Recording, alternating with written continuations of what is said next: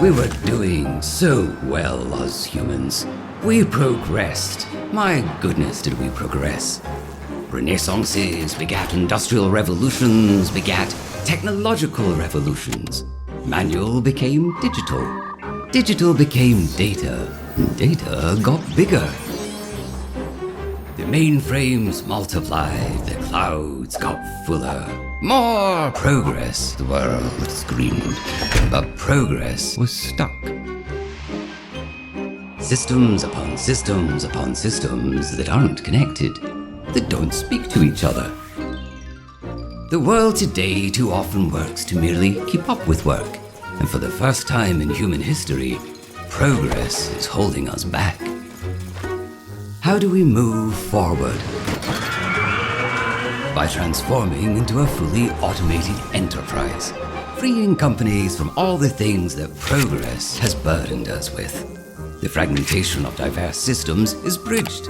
Systems, software, and applications are connected, enabling them to work together more efficiently, more intuitively, more intelligently.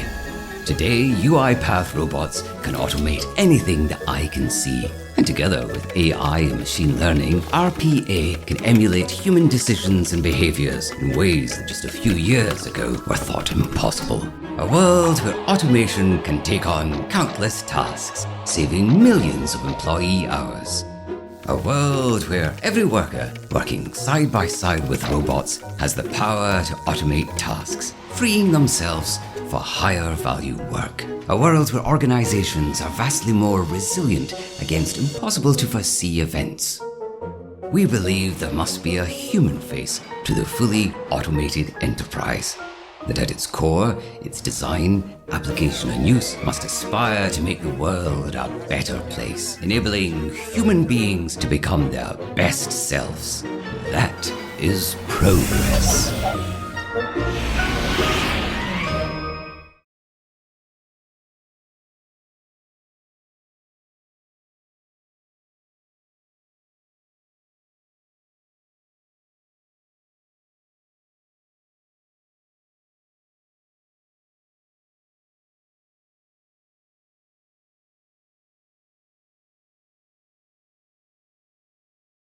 안녕하세요. UiPath 길용호입니다. 엔드투엔드는 지금 자동화를 많이 하셨던 COE 팀에서 주어져 있는 과제를 개발을 하게 되고요. 그리고 만들어진 과제를 담당자에게 사용을 하라고 던져주겠죠. 그리고 그것을 사용을 해보니 정말로 RPA가 자동화가 효과가 있습니다. 그럼 담당자가 또 아이디어를 제출을 하게 되겠죠. 이렇게 해서 기존의 공통 업무에 대한 자동화 형태는 이렇게 쭉 실행이 되게 될 겁니다. 그러면 이 공통 업무 외에 자동화를 써다 보니까 담당자가 이게 정말 효과가 있으니 내 업무를 내가 직접 개발을 하면 안 될까? 라고 하는 의문을 갖게 됩니다. 그리고 이렇게 만들어진 시민 개발자가 정말 현업에서 전문 개발자가 아니더라도 쉽게 만들어질 수 있어야 되고 이런 것들을 또 개발을 해서 사용을 할 수 있어야 될 것입니다. 근데 이런 것들을 쓰시다 보면 기업에서의 보안 혹은 거버넌스 혹은 로그에 관련되어 있는 공통 모듈들에 대한 것들이 있습니다. 그래서 시민 개발자가 나름대로 마구잡이로 개발을 하는 것이 아니고 COE 팀에서 준 가이드에 맞춰 가지고 같이 개발을 하게 되는 거고요. 그렇게 되면 RDA라고 표현되는 시민 개발자가 만든 업무들을 같이 RPA 공통 업무 외에 같이 실행을 하게 됩니다. 그러면 직원도 만족을 하게 되고 고객도 만족을 하게 되고 알고 있는 생산성도 향상되게 되겠죠. 그러면서 어떤 규모 있는 확산이 가능해질 겁니다. 결국 이것은 기업의 디지털 트랜스포메이션을 가속화시키게 될 것입니다. 네, 여태까지 이론은 거창한데 그러면 이것들을 하기 위해서 각각의 제품들은 다 있는 건지 그리고 이 제품들은 제품들끼리 유기적으로 잘 인테그레이션이 되어야 될 것입니다.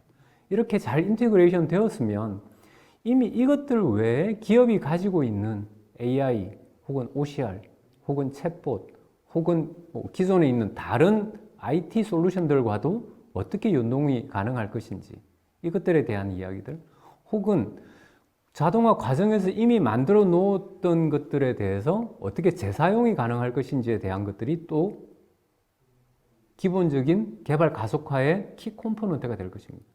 이렇게 해서 사용되고 나면 이렇게 된 것들이 과학적으로 정말 몇 시간이 세이브가 됐는지, 이게 돈으로 환산했을 때는 얼마가 되는 것인지에 대한 것들이 나올 수 있어야 되겠죠.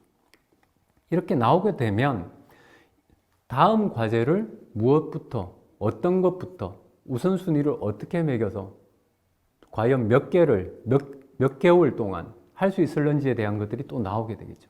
그러면 지금까지 저희가 생각했던 것들이 개발, 실행, 관리뿐만 아니고 발굴은 어떻게 하고, 그리고 발굴된 것을 어떤 식으로 측정을 하는지에 대한 것을 확인을 할 수가 있어야 될 것입니다. 그래서 엔드 투 엔드라고 하는 것은 결국은 시작과 끝이 아니고 끝없는 여정으로 계속 나아가 줘야 되고, 이것이 결국은 기업의 디지털 트랜스포메이션을 가속화시키게 되는 지렛대 역할을 하게 되는 것이 RPA입니다. 네, 제 세션은 여기까지이고요. 저희가 생각하는 엔드-투-엔드 RPA 플랫폼이었습니다. 감사합니다.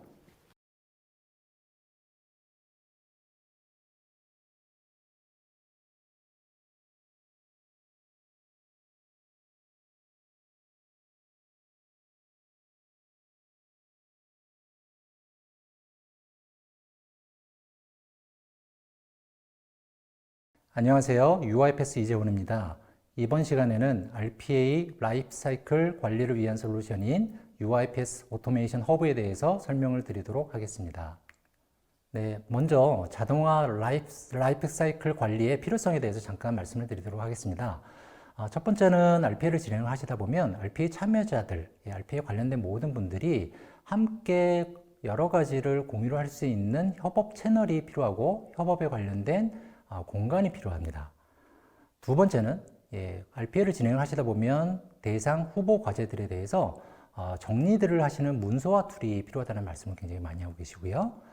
세 번째는 보통은 엑셀로 많이 제출을 하고 계시는 과제 발굴 과정에 대해서 전체적인 프로세스를 조금 더 시스템화해서 자동화를 했으면 좋겠다라는 그런 필요성을 많이 말씀을 하고 계십니다. 마지막으로는 이제 완성된 자동화 모듈들에 대해서 서로 간에 이제 공유를 할 수 있는 그런 공유 스페이스가 필요하다는 말씀들을 많이 하고 계십니다. 이런 부분들을 지원을 하기 위해서 UiPath는 말씀드린 이제 오토메이션 허브에 관련된 솔루션을 제공하고 있습니다.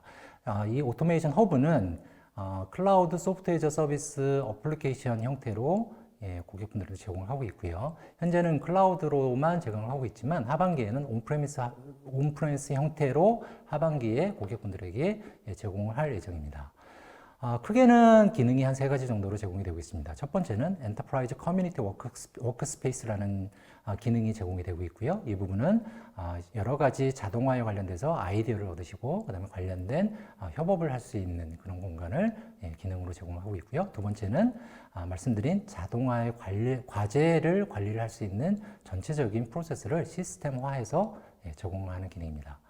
세 번째는 자동화 컴포넌트에 관련돼서 만들어진 컴포넌트들을 여러 명이 공유를 할 수 있고 그 다음에 그 부분을 손쉽게 찾을 수 있는 자동화 컴포넌트 스토어라는 기능을 제공을 하고 있습니다. 이 부분들을 지원을 하기 위해서 UiPath는 자동화 라이프사이클 관리 솔루션에 대해서 제공을 하고 있고요. 그 이름은 말씀드린 UiPath 오토메이션 허브라는 이름으로 제공을 하고 있습니다. 오토메이션 허브는 클라우드 소프트웨어 서비스 어플리케이션이고요. 현재는 클라우드에서만 제공을 하고 있지만 온프레미스 솔루션을 하반기에 출시할 예정으로 현재 고객분들한테 소개를 드리고 있습니다. 크게는 오토메이션 허브는 한 3가지 정도의 기능을 보유를 하고 있습니다. 첫 번째는 엔터프라이즈 커뮤니티 워크스페이스라고 하는 형태로 자동화에 관련된 기회를 탐색하고 그 다음에 자동화를 진행하실 때 필요한 협업을 할 수 있는 그런 부분들의 기능을 제공을 하는 부분이 있고요. 두 번째는 자동화 과제를 관리하기 위한 부분입니다. 자동화에 관련된 아이디어를 제출을 하시고 그 다음에 자동화를 완료하는 데까지 필요한 모든 프로세스들을 중앙에서 관리를 할 수 있도록 제공을 하고 있습니다. 세 번째는 자동화 컴포넌트 스토어입니다. RPA 개발을 통해서 완성된 자동화 모듈들에 대해서 공유를 할 수 있고, 그 다음에 거버넌스를 할 수 있는 그런 기능들을 제공하는 것이 오토메이션 허브의 큰 세 가지 기능이라고 말씀을 드릴 수 있겠습니다. 각각에 대해서 조금 더 자세히 말씀을 드리도록 하겠습니다. 첫 번째는 엔터프라이즈 커뮤니티 워크스페이스입니다. 이 자동화 커뮤니티라고 하는 부분은 기본적으로 자동화에 참여를 하는 모든 분들에 대해서 프로파일을 설정을 할 수 있는 기능을 제공을 합니다. 여러 사람들에 대해서 프로파일을 등록을 한 다음에 그 프로파일에 등록된 분들이 참여하는 모든 문서, 아티팩트 혹은 자동화 모듈들에 대해서 일관성 있게 사람별로 그 관리를 할 수 있는 기능을 제공을 하고 있고요. 이 사람별로 제공이 되는 이런 문서나 아티팩트, 그 다음에 각종 파일들을 가지고 자동화 기회에 대해서 탐색을 하시고, 그 다음에 필요한 질문도 하시고, 그 다음에 필요한 부분들에 대해서는 온라인상에서 협업을 할 수 있는 기능을 제공을 하게 됩니다. 대부분 자동화를 하는 과정에 있어서는요, 이런 협업을 하는 과정에 있어서의 문서화 요건들이 많이 도출이 되게 되는데요. 이 문서화 요건이라고 하는 부분은 가장 크게는 저희가 얘기하는 프로세스를 정리하는 문서인 Process Definition Document, PDD라고 표현을 합니다. 이 PDD를 조금 더 편안하게 그리시고, 그 다음에 이 부분을 저장을 하시고, 그 다음에 필요에 따라서는 RPA로 전환을 할 수 있는 도구를 필요로 하게 되는데, 이 부분을 저희는 태스크 캡처라는 솔루션으로 제공을 하고 있습니다. 이 오토메이션 허브를 활용을 하시게 되면 해당되는 태스크 캡처를 무상으로 이제 활용을 할 수 있는 기회를 가지시게 되는데요. 이 태스크 캡처는 크게는 문서화를 레코딩을 통해서 프로세스를 그릴 수 있는 기능을 제공을 하고요. 그 다음에 필요에 따라서는 수동으로 그려진 프로세스들을 수정을 할 수 있는 기능을 제공을 함과 동시에 마지막으로 말씀드린 바와 같이 신속한 RPA를 개발을 하기 위해서 이제 RPA 코드로의 컨버전 기능을 제공을 하는 그런 솔루션입니다. 두 번째는 자동화 과제 관리입니다. 대부분은 현업분들이 자동화에 관련된 아이디어들을 많이 내시게 되는데요. 이런 아이디어들을 엑셀이나 이런 부분으로 제출을 하는 게 아니라 온라인 포털상에서 아이디어를 제출을 하시게 되고, 이 제출된 아이디어들은 COE나 주관 부서에서 검토를 하시고 승인을 할 수 있는 그런 과정을 모두 오토메이션 허브에서 제공합니다. 최종적으로 이제 승인이 된 어떤 과제들은 이제 그래프 형태로 효과성이 얼마나 있는지 이런 대시보드나 그래프 형태로 고객분들한테 제공을 해서 과제에 관련된 자동화 우선순위를 정할 수 있는 부분들을 일목요연하게 제공을 하는 그런 기능을 제공을 합니다. 특히 오토메이션 허브는 최근 가장 큰 화두로 이제 제공이 되고 있는, 그리고 트렌드로 진행이 되고 있는 시민 개발자에 관련된 지원 부분이 보강이 되었습니다. 시민 개발자에 관련된 분들이 아이디어를 제출을 하면서 해당되는 업무들이 얼마만큼 조직에 큰 도움이 될 수 있는지 관련된 부분들을 제출하시게 되면 주관부서나 COE는 해당되는 그런 시민 개발자가 제출한 과제들을 검토하시게 되고, 그 과제들이 동일한 분들이 굉장히 많이 활용을 하게 될 경우에 얼마만큼의 ROI를 가져갈 수 있는지도 본 오토메이션 허브에서 검토를 할 수 있도록 부가적으로 저희가 제공을 하는 기능이라고 생각을 하시면 될 것 같습니다. 세 번째는 자동화 컴포넌트 스토어입니다. RPA를 통해서 완성된 자동화 모듈들은 여러 사람들이 활용을 하면 가장 좋은데요.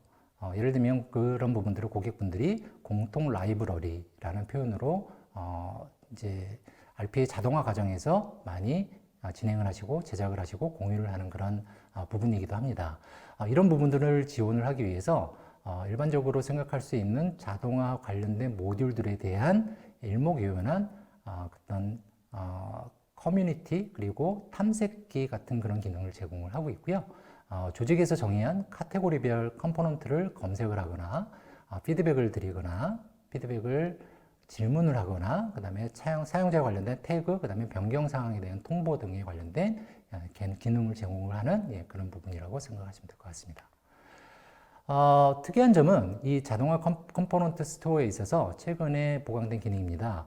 저희는 그 어텐디드 로봇을 사용하는 그런 사용자들을 위해서 UiPath 어시스턴트를 제공을 하고 있는데요. 오토메이션 허브에서 내가 필요로 하는 자동화 컴포넌트에 대해서 온라인상에서 버튼 한 번을 누르면 이 버튼을 누름과 동시에 해당되는 자동화 컴포넌트나 해당되는 프로세스 혹은 과제가 UiPath 어시스턴트에 자동으로 설치가 되어서 제 PC에서 필요한 부분들을 어텐디드 로봇을 통해서 바로 즉시 활용을 할 수 있는 그런 기능을 제공을 하고 있습니다. 이 부분이 앞으로는 굉장히 크나큰 호응을 받게 될 것으로 예상을 하고 있고요. 이 부분은 시민 개발자와 그 다음에 어텐디드 로봇을 통한 1인 1 로봇에 큰 기여를 하는 그런 기능으로 자리매김이 될 것으로 예상을 하고 있습니다. 네, 이상 오토메이션 허브에 대해서 간략하게 설명을 드렸습니다. 감사합니다.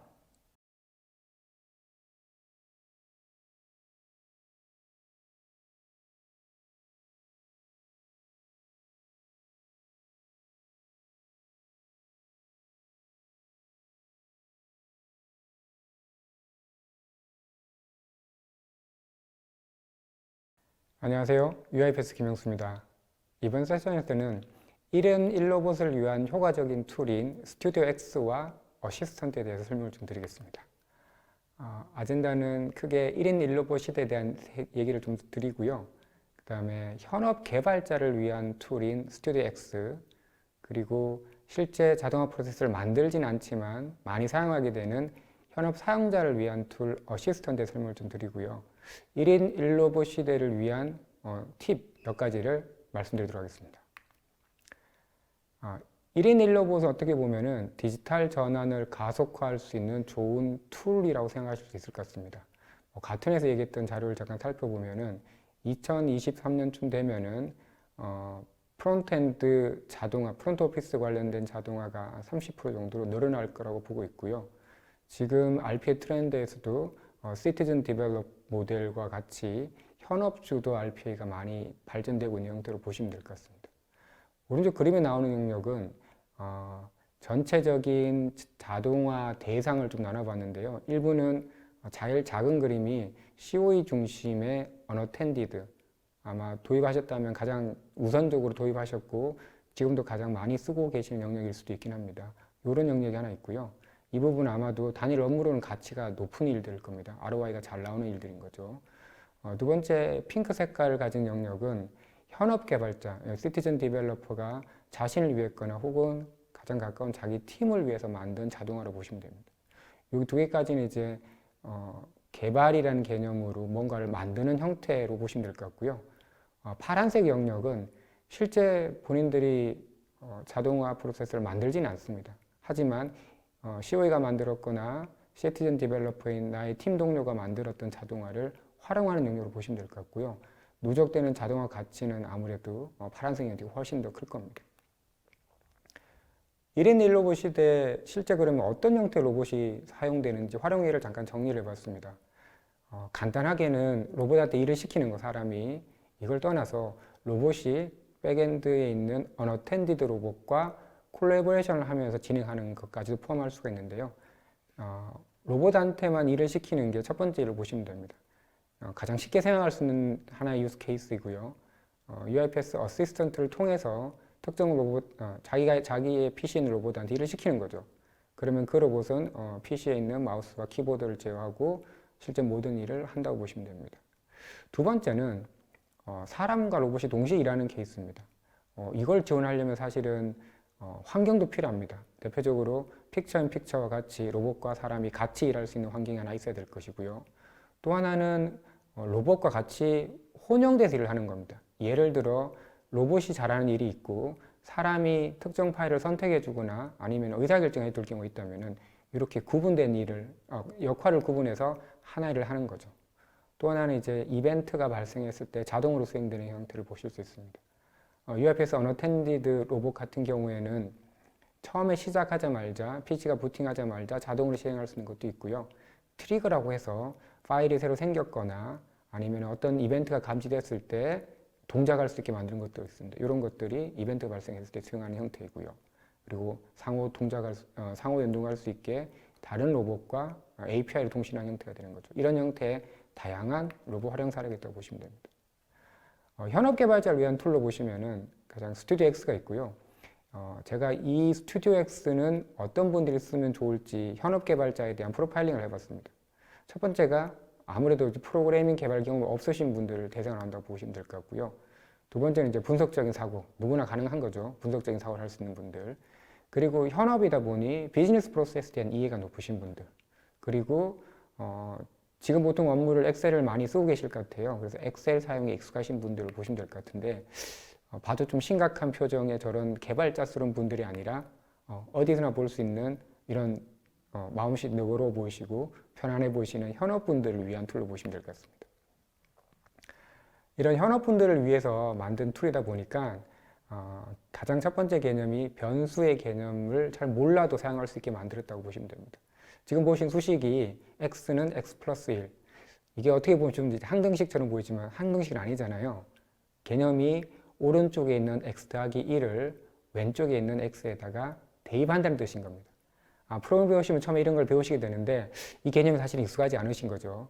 그래서 스튜디오 X는 변수의 개념이 없더라도 쉽게 사용할 수 있습니다. 변수를 만들어주는 게 아니라 예를 든 화면에 나온 것처럼 엑셀에 있는 데이터를 가지고 와서 그 항목을 선택하는 것 정도입니다.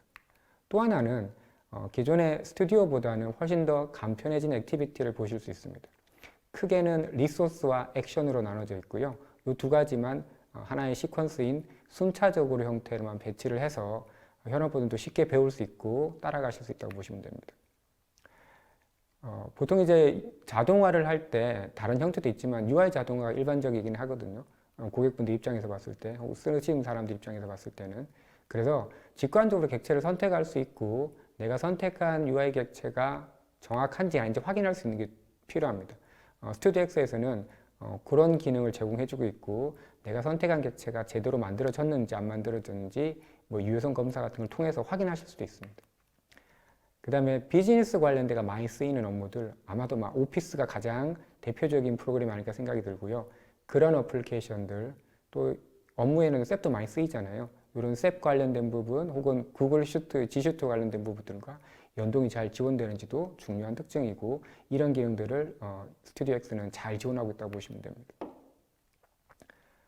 앞에까지는 이제 현업 개발자를 위한 툴을 봤다면은 이제는 현업 사용자를 위한 툴, 직접 자동화 프로세스를 개발하진 않으실 거예요. 하지만 만들어진 프로세스를 쓰시는 분들을 봤을 때는 어시스턴트라고 하는 프로그램이 있어서 이 프로그램이 디플로이 되어 있는 혹은 내가 쓸 수 있는 프로세스 리스트를 보여줄 거고요. 그 중에 하나를 이렇게 PIP 형태로 실행할 수도 있는 겁니다. PIP 형태로 실행하게 되면 로봇은 작은 윈도우에서 실행이 되고 저는 내 PC를 통해서 내가 하고 싶은 업무를 하면 되는 거죠. 그래서 동시에 작업할 수 있는 환경을 만들어 주는 거고요. 이런 게 이제 기술적으로 되게 중요한 형태가 되는 것 같습니다. 그리고 현업 사용자분들이 정기적으로 할 일들이 있으시잖아요. 그러면은 알림을 등록해서 어느 시점에 알림이 나타나고 지금 이 일 해야 돼요 라고 하면은 그때 플레이 버튼을 눌러서 바로 일을 할 수 있는 이런 기능들이 어시스턴트 통해서 제공되고 있습니다. 이 밖에 다양한 기능도 제공되고 있긴 하지만 중요한 기능 두 가지를 제가 살펴봤습니다. 1인 1로봇이라고 얘기하면 사실은 좀 낯설고 어려우실 수도 있어요. 내가 꼭 개발해야 되나? 그렇지는 않습니다. 근데 누군가 개발해야 될 텐데 그게 그나마 IT 지식이 있으시거나 아니면 관심을 가지신 젊은 분들이 좀 더 좋아하시는 것 같더라고요. 자, 그분들이 쉽게 프로세스를 만들려면은 UiPath 스튜디오 X에 있는 템플릿 기능을 활용하시는 것을 추천해 드립니다. 템플릿은 뭐냐면은 현업 개발자분들이 쉽게 사용할 수 있게 업무별로 템플릿을 만들어 두는 거죠. 제가 예제로 만들었던 유스 스크래핑 하기라든지 웹사이트로부터 데이터를 추출 후 상세 페이지로 이동하기라든지 이렇게 형태를 만들어 두시면 좀 더 쉽게 사용하실 수 있고요. 두 번째는 현업 개발자분들이 직접 스튜디오 X를 통해서 만드실 때 보면은 회사 내에 공통적인 일이 꽤 많으실 거예요. 대표적으로 웹사이트에 로그인하기 혹은 ERP에 로그인하기 누구나 해야 될 일들이잖아요. 이런 일들 같은 경우라면은 라이브러리를 만들어서 공통 업무를 만들어 주는 거죠. 제가 지금 예제드린 것처럼 이런 연결을 만들어 놓으면은 스튜디오 X에서 불러서 바로 사용할 수 있습니다. 제가 대표적인 크롬 관련해 가지고 출력하는 걸 제가 만들어 봤었는데요. 이걸 쉽게 사용할 수 있는 거죠. 나머지 하나는 결국 현업 사용자들, 현 개발자들이어서 기존의 개발자와 좀 다를 겁니다. 그러다 보니 문제가 생겼을 때 헬프데스크를 잘 이용하고 교육 지원을 해주는 지원 체계가 되게 중요하게 보입니다. 그래서 정기적인 교육 프로그램을 운영한다든지 아니면 온라인 강의 형태로 누구나 쉽게 들을 수 있는 UIPS 제공해주는 아카데미를 이용하시거나 아니면 회사 내에서 만든 온라인 프로그램을 이용해서 항상 쉽게 강의를 들을 수 있게 만들어주거나 COE 내부에 인력을 둬서 기술 지원이나 전학콜이라든지 받는다면은 1인 1로봇을 위한 지원 체계가 잘 만들어질 것 같고요. 거기에 계신 분들이 추가적으로 업무 템플릿, 현업분들이 사용할 수 있는 업무 템플릿을 만들어주고 현업분들이 요청하는 라이브러리를 만들어준다면은 1인 1로봇을 훨씬 더 효과적으로 잘 이용할 수 있을 거라 생각이 듭니다. 지금까지 1인 1로봇을 위한 스튜디오 X와 어시스턴트 설명을 드렸고요. 이거를 잘 구축하고 운영하기 위한 팁을 말씀드렸습니다. 고맙습니다.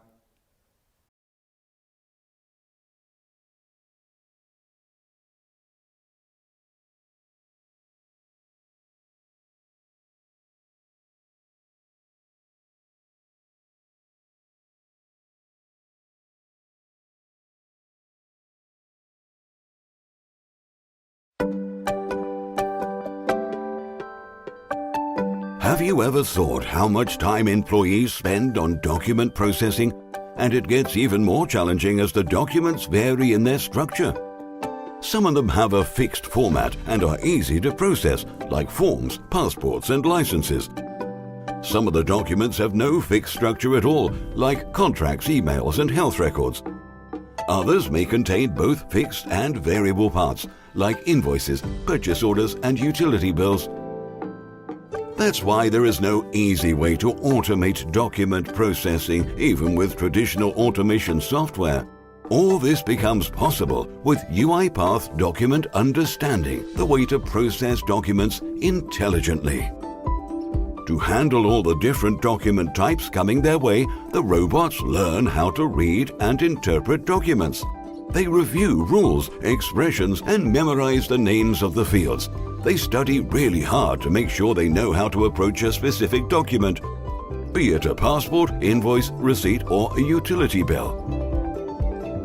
Machine learning develops our robots' artificial intelligence, making them brilliant at taking on the tricky bits like varying templates, handwriting, signatures, checkboxes, skewed or rotated documents, various file formats, and low-quality scanned documents.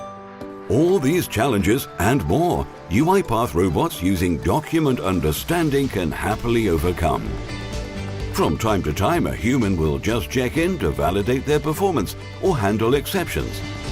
This way, robots become little helpers who can read and act upon documents for you to ensure the most rapid and accurate results and save costs. Mitigate the risk of human error to avoid related losses and improve customer experience. Save your employees from the mundane to make them happier and help them focus on higher value tasks. Put your robots to work on your documents intelligently with UiPath Document Understanding.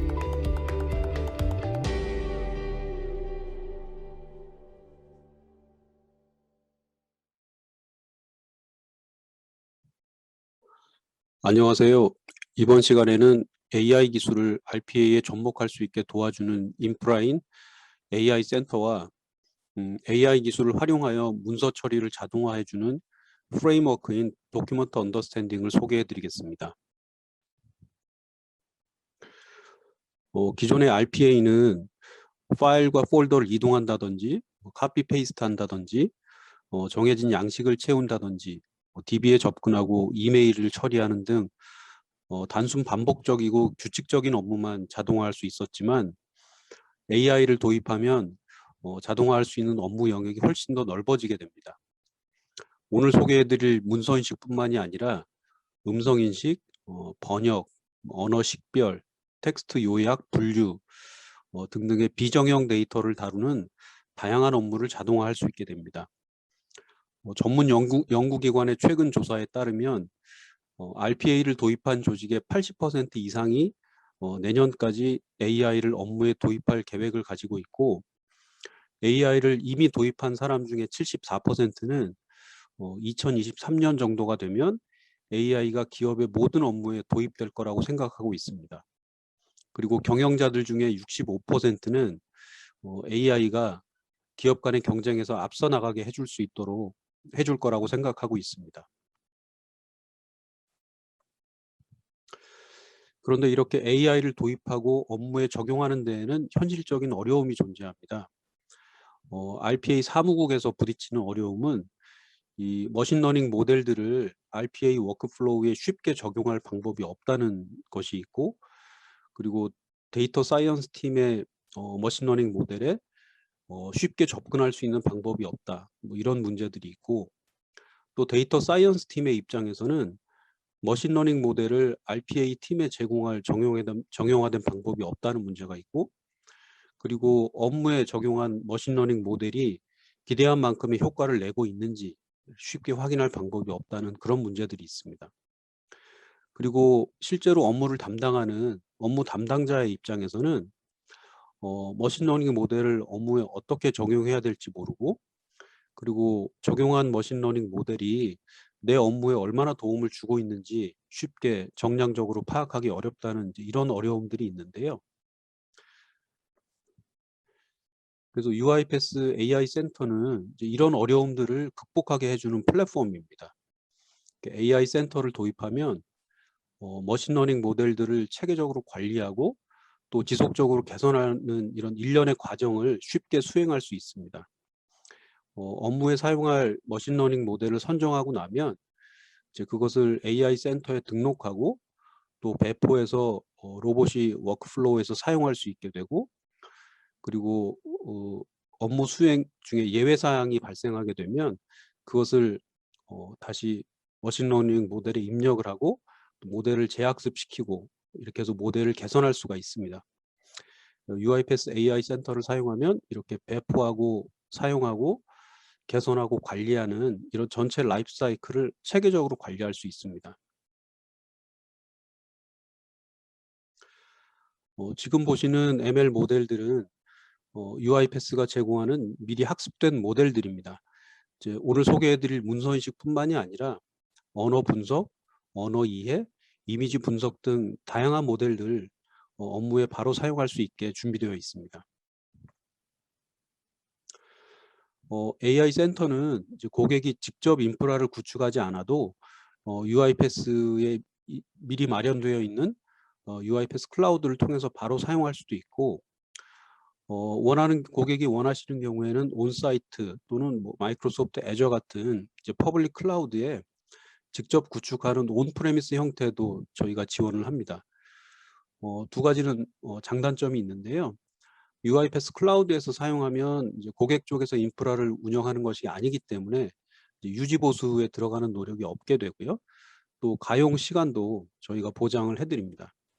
반면에 이제 고객 쪽에 온프레미스로 직접 구축하는 경우에는 오케스트레이터가 일단 필요하게 되고, 또 유지 보수도 구축 후에 유지 보수도 고객이 이제 직접 해야 된다는 이제 그런 부담이 따르게 되죠.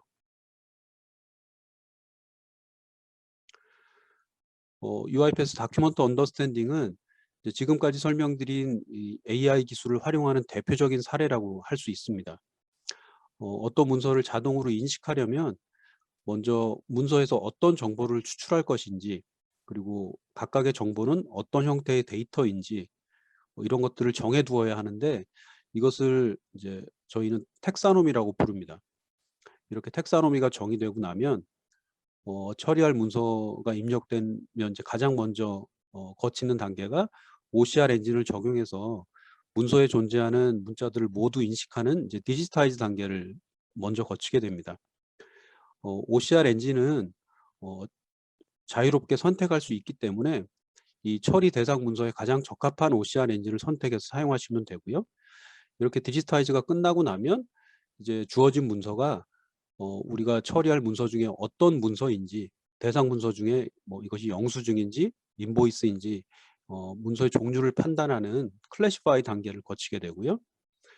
이 클래시파이한 결과는 이제 머신러닝 클래시파이어를 사용한 경우에는 다시 교정된 결과를 다시 머신러닝 모델에 학습시켜서 이제 재학습을 시키는 메커니즘도 제공을 하고요. 그래서 어떤 문서인지 판단이 된 후에는 이제 해당 문서에서 우리가 추출하고 싶은 데이터를 실제로 추출하는 단계를 거치게 됩니다. 이 추출 단계에 사용할 수 있는 이제 여러 가지 추출기들은 제가 다음 슬라이드에서 좀 더 자세하게 설명을 드리겠습니다. 문서에서 데이터를 추출하는 방법은 이제 크게 규칙 기반과 이제 머신러닝 기반 이렇게 두 가지로 구분할 수가 있고요.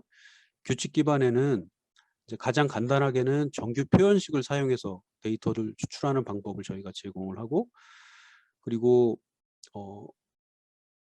이제 고지서와 같이 고정된 양식에서 데이터를 추출할 경우에는 이제 폼 익스트랙터를 사용할 수도 있고요.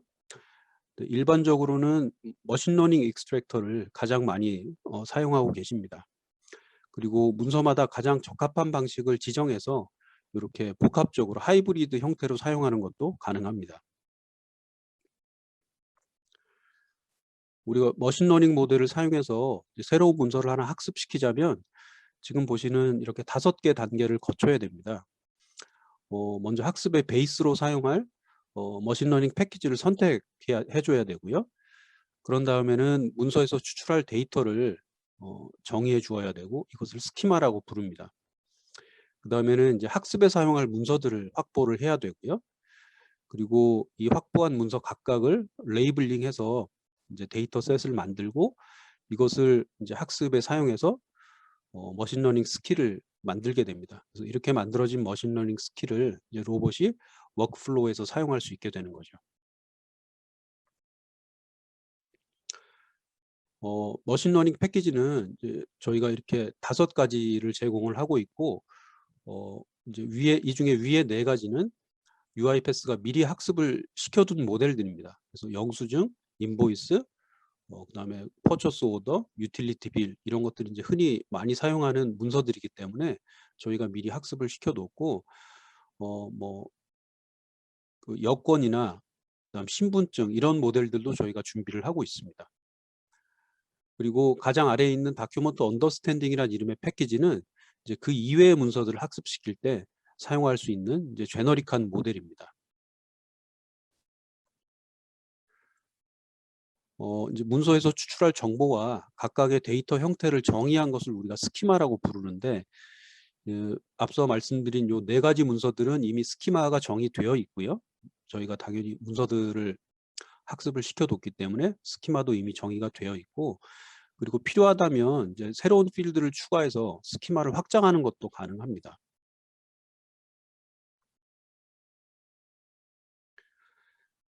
지금 영수증 모델의 스키마를 보여드리고 있는데요. 보시는 것처럼 상호, 주소, 전화번호, 날짜, 총액 이런 데이터들이 정의가 되어 있고, 이 각각의 필드는 어떤 데이터 타입인지 데이터 타입도 정의가 되어 있습니다. 데이터 타입은 이제 일반적인 문자열, 그다음에 숫자, 날짜, 전화번호 뭐 이런 이제 5가지 형태 중에 하나가 되는 것이죠.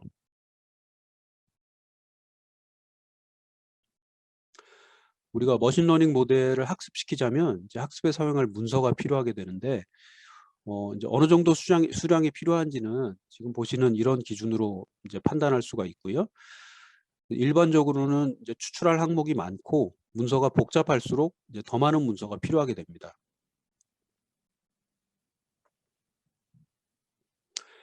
이렇게 학습에 사용할 문서가 준비되었다면 이제 각각의 문서에 추출 대상 필드를 이렇게 직접 표시해주는 레이블링 작업을 거쳐야 되고요. 이 레이블링은 UiPath가 제공해드리는 데이터 매니저라는 도구를 통해서 수행할 수가 있습니다. 이 레이블링이 완료가 되면 이제 그 결과를 데이터셋으로 익스포트해서 저장하게 되는데, 이때 이 데이터셋에는 최소 25개 이상의 문서는 존재해야 되고요. 그 다음에 각각의 필드당 최소 10개 이상의 레이블된 문서가 또 있어야 됩니다. 이 최소 수량이 만족되지 않으면 이제 학습이 불가능해지니까 이 점은 주의하셔야 되고요. 이제 이렇게 준비된 데이터셋을 AI 센터에 등록한 다음에 이제 실제로 학습을 수행할 수 있는데 이 AI 센터는 앞서 설명드렸던 머신러닝 패키지와 데이터셋 그리고 학습하기 위한 파이프라인들 그리고 학습된 ML 스킬들 모두를 체계적으로 관리할 수 있게 기능을 제공해주고 있습니다. 지금까지 UiPath의 신기술이 집약된 AI 센터와 다큐먼트 언더스탠딩을 소개해드렸습니다. 고객 여러분들이 RPA를 조직 내에 확산하는 데 큰 도움이 되기를 기대합니다. 감사합니다.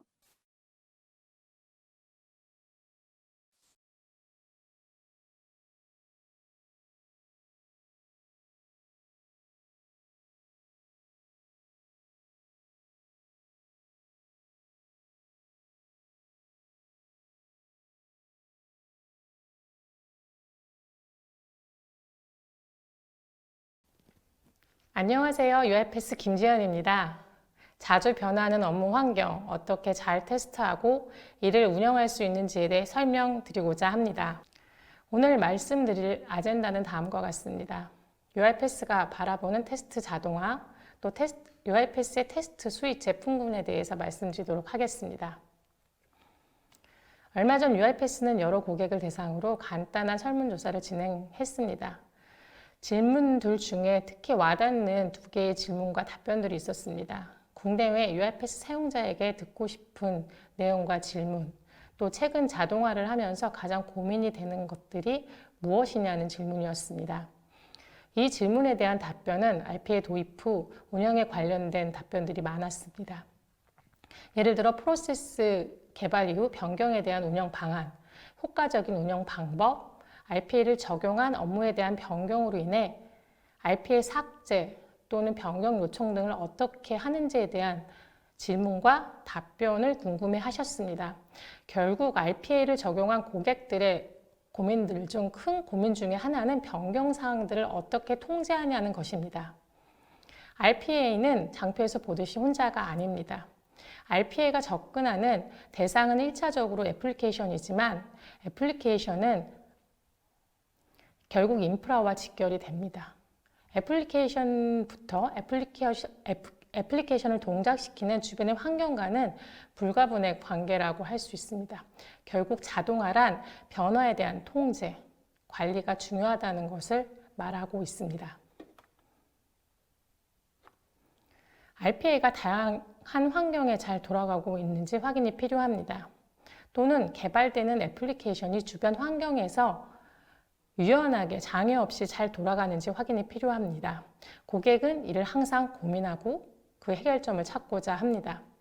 이것에 대한 현답은 결국 효과적으로 점검하는 방법이 필요하다는 것입니다. 개발 단계에서는 운영 이관 전에 애플리케이션을 점검하는 것도 필요하고 이미 운영되고 있는 애플리케이션도 RPA로 자동화된 경우 주변 환경을 점검하여 운영의 안정성을 확보하는 것이 필요합니다. 그것이 웹이든 모바일이든 API든 애플리케이션이 실행되고 있는 환경이 베어메탈이든 가상화이든 주변 요소에 좀 더 유연하게 동작할 필요가 있습니다. UiPath는 테스트 자동화를 통해 개발 애플리케이션의 테스트, 이를 통한 운영의 안정성 확보, 이미 운영되고 있는 애플리케이션에서 비즈니스 프로세스가 RPA로 자동화된 경우 RPA 안정성 확보를 위해 테스트 수잇을 제안 또는 제시하고 있습니다. 기존의 테스트 자동화란 3자 테스트, 전문적인 테스트 영역이었습니다. 배우기 어려웠고 또 유지보수가 높았고 소수의 숙련된 테스트 컨설턴트나 엔지니어가 수행하던 분야였습니다. 또한 자동화 도구가 사용하기 어려웠고 최신 기술을 반영하지 못해 자동화 영역이 크지 않았습니다. UiPath는 검증된 RPA 기술을 활용하고 있습니다. AI 머신러닝 기반으로 AI 머신러닝 등의 인지 기술을 바탕으로 이를 테스팅에 접목하고자 테스트 스윗이라는 것을 고객에게 제공하고 있습니다. 기존의 RPA 기술을 바탕으로 그것을 그대로 활용하고 RPA가 가진 대중성, 또 쉬운 사용성을 기반으로 테스트 분야에 폭넓게 적용할 수 있도록 하고 있습니다. UiPath의 테스트에 관련된 제품의 컴포넌트는 크게 3가지입니다. 이미 RPA를 알고 계시는 고객들은 스튜디오를 너무 잘 알고 계실 텐데요. 기존의 스튜디오를 확장해서 스튜디오 프로라는 기능이 테스트에 적용이 될 수가 있습니다. 스튜디오 프로는 테스팅 기능을 탑재했습니다. 테스팅 액티비티를 사용할 수 있고 모바일 테스팅 기능, API 테스트 기능, 데이터 드리븐 테스트, 테스트 데이터 생성 등의 기능을 사용할 수 있습니다. 테스트 수행은 기존의 RPA가 사용하던 오케스트레이터를 활용합니다. 고객이 이미 오케스트레이터를 사용하고 있다면 그 오케스트레이터를 그대로 재활용할 수 있습니다. 다만 테스트 케이스는 기존의 RPA와 다르게 다른 영역이기 때문에 테스트 케이스, 테스트 셋이라는 새로운 기능을 탑재하였습니다. RPA를 아시는 고객들은 로봇은 언어텐디드 로봇과 어텐디드 로봇만 아실 텐데요. 테스트 스윗은 테스팅 로봇을 활용합니다. 테스팅 로봇은 언어텐디드 로봇과 동일하게 트리거가 가능하지만 테스트라는 특성상 기존 로봇에 비해서 굉장히 적은 가격으로 테스트가 가능하다는 장점이 있습니다. 마지막으로 스튜디오가 포함된 테스트 디벨로퍼 프로를 적용하시면 세 번째 보시는 테스트 매니저를 사용하실 수가 있습니다. 테스트 매니저는 테스트 요구사항의 관리, 테스트 케이스 관리, 또 테스트 수행으로부터 결과 확인을 위한 대시보드, 또 수동 테스트, LM과의 통합하는 기능을 포함하고 있습니다. 지금까지 애플리케이션 테스팅, RPA 테스팅을 위한 테스트 스윗의 솔루션과 기능을 간단하게 보았는데요. 그럼 테스트를 어떻게 시작하실 수 있는지 말씀을 드리겠습니다. 제가 만나는 많은 고객들은 RPA 고객입니다. RPA 고객은 RPA 운영에 대해서 이제 궁금해 하십니다. 그리고 RPA 프로세스를 어떻게 테스트하실 수 있는지를 먼저 묻습니다. 시작하는 방법은 다음과 같습니다. 스튜디오 프로를 스튜디오 프로로 확장합니다. 그리고 RPA 워크플로우에 테스트 케이스를 만듭니다. 기존의 RPA를 만들듯이 말입니다. 또 RPA 워크플로우의 테스트 커버리지를 확인하는 것부터 시작하실 수가 있습니다. 만든 테스트 케이스에 경우의 수에 해당하는 테스트 데이터를 입력합니다. 실제로 업무에 적용된 RPA 워크플로우의 커버리지가 되지 않는 영역을 찾아냄으로써 기존의 RPA 워크플로우가 튼튼하지 않은지를 체크하는 것에서부터 테스트를 시작할 수 있습니다.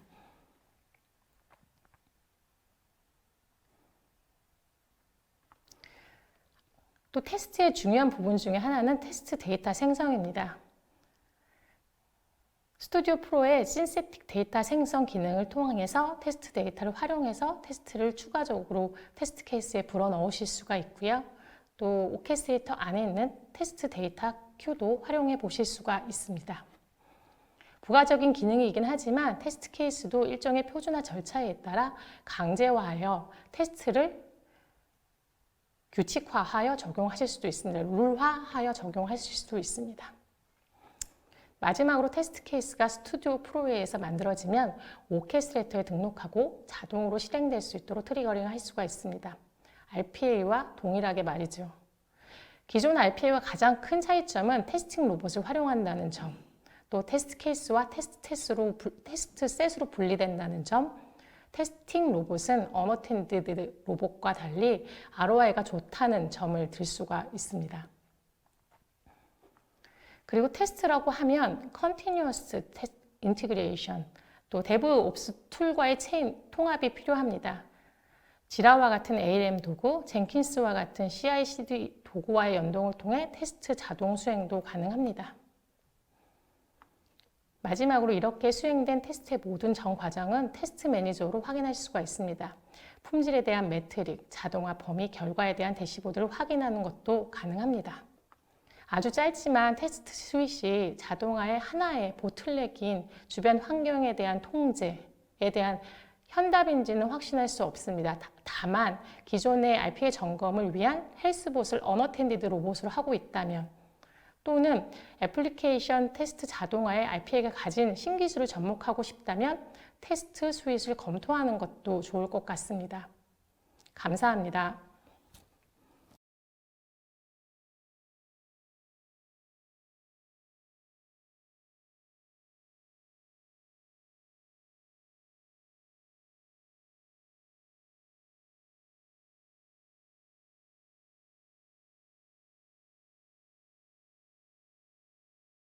안녕하세요. UiPath의 이상정입니다. 이번에 말씀드릴 내용은 UiPath의 프로세스 마이닝을 업무 자동화에 어떻게 적용할 수 있는지 하는 방법에 대해서 말씀을 드리겠습니다.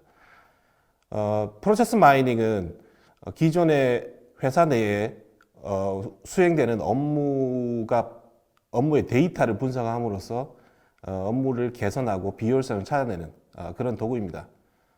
이 도구를 통해서 자동화를 어떻게 발굴하고 RPA의 새로운 업무를 발굴하는 방법들에 대해서 소개를 좀 드리도록 하겠습니다.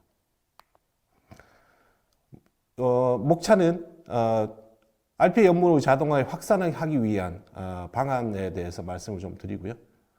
그리고 프로세스 마이닝이 어떤 것인지, 그리고 데이터를 통해서 어떻게 RPA 자동화를 업무를 발굴할 수 있는지, 그리고 프로세스 마이닝의 적용에 대한 전략, 그리고 프로세스 마이닝의 적용 단계, 그 이후에 실제 사례들에 대해서 말씀을 드리도록 하겠습니다. 이미 UiPath의 다양한 고객분들은 RPA의 자동화에 대해서 이미 적용을 하고 계시고 상당히 다양한 분야에 성공적으로 RPA 업무를 자동화를 하고 계십니다. 이 RPA를 자동화하는 고객분들은 1단계, 2단계, 3단계를 통해서 다양한 업무를 자동화하고 있는데요. 여기에서의 어떤 새로운 단계로 자동화를 진행하기 위해서 몇 가지 도전 과제가 우리가 가지고 있는 것 같습니다.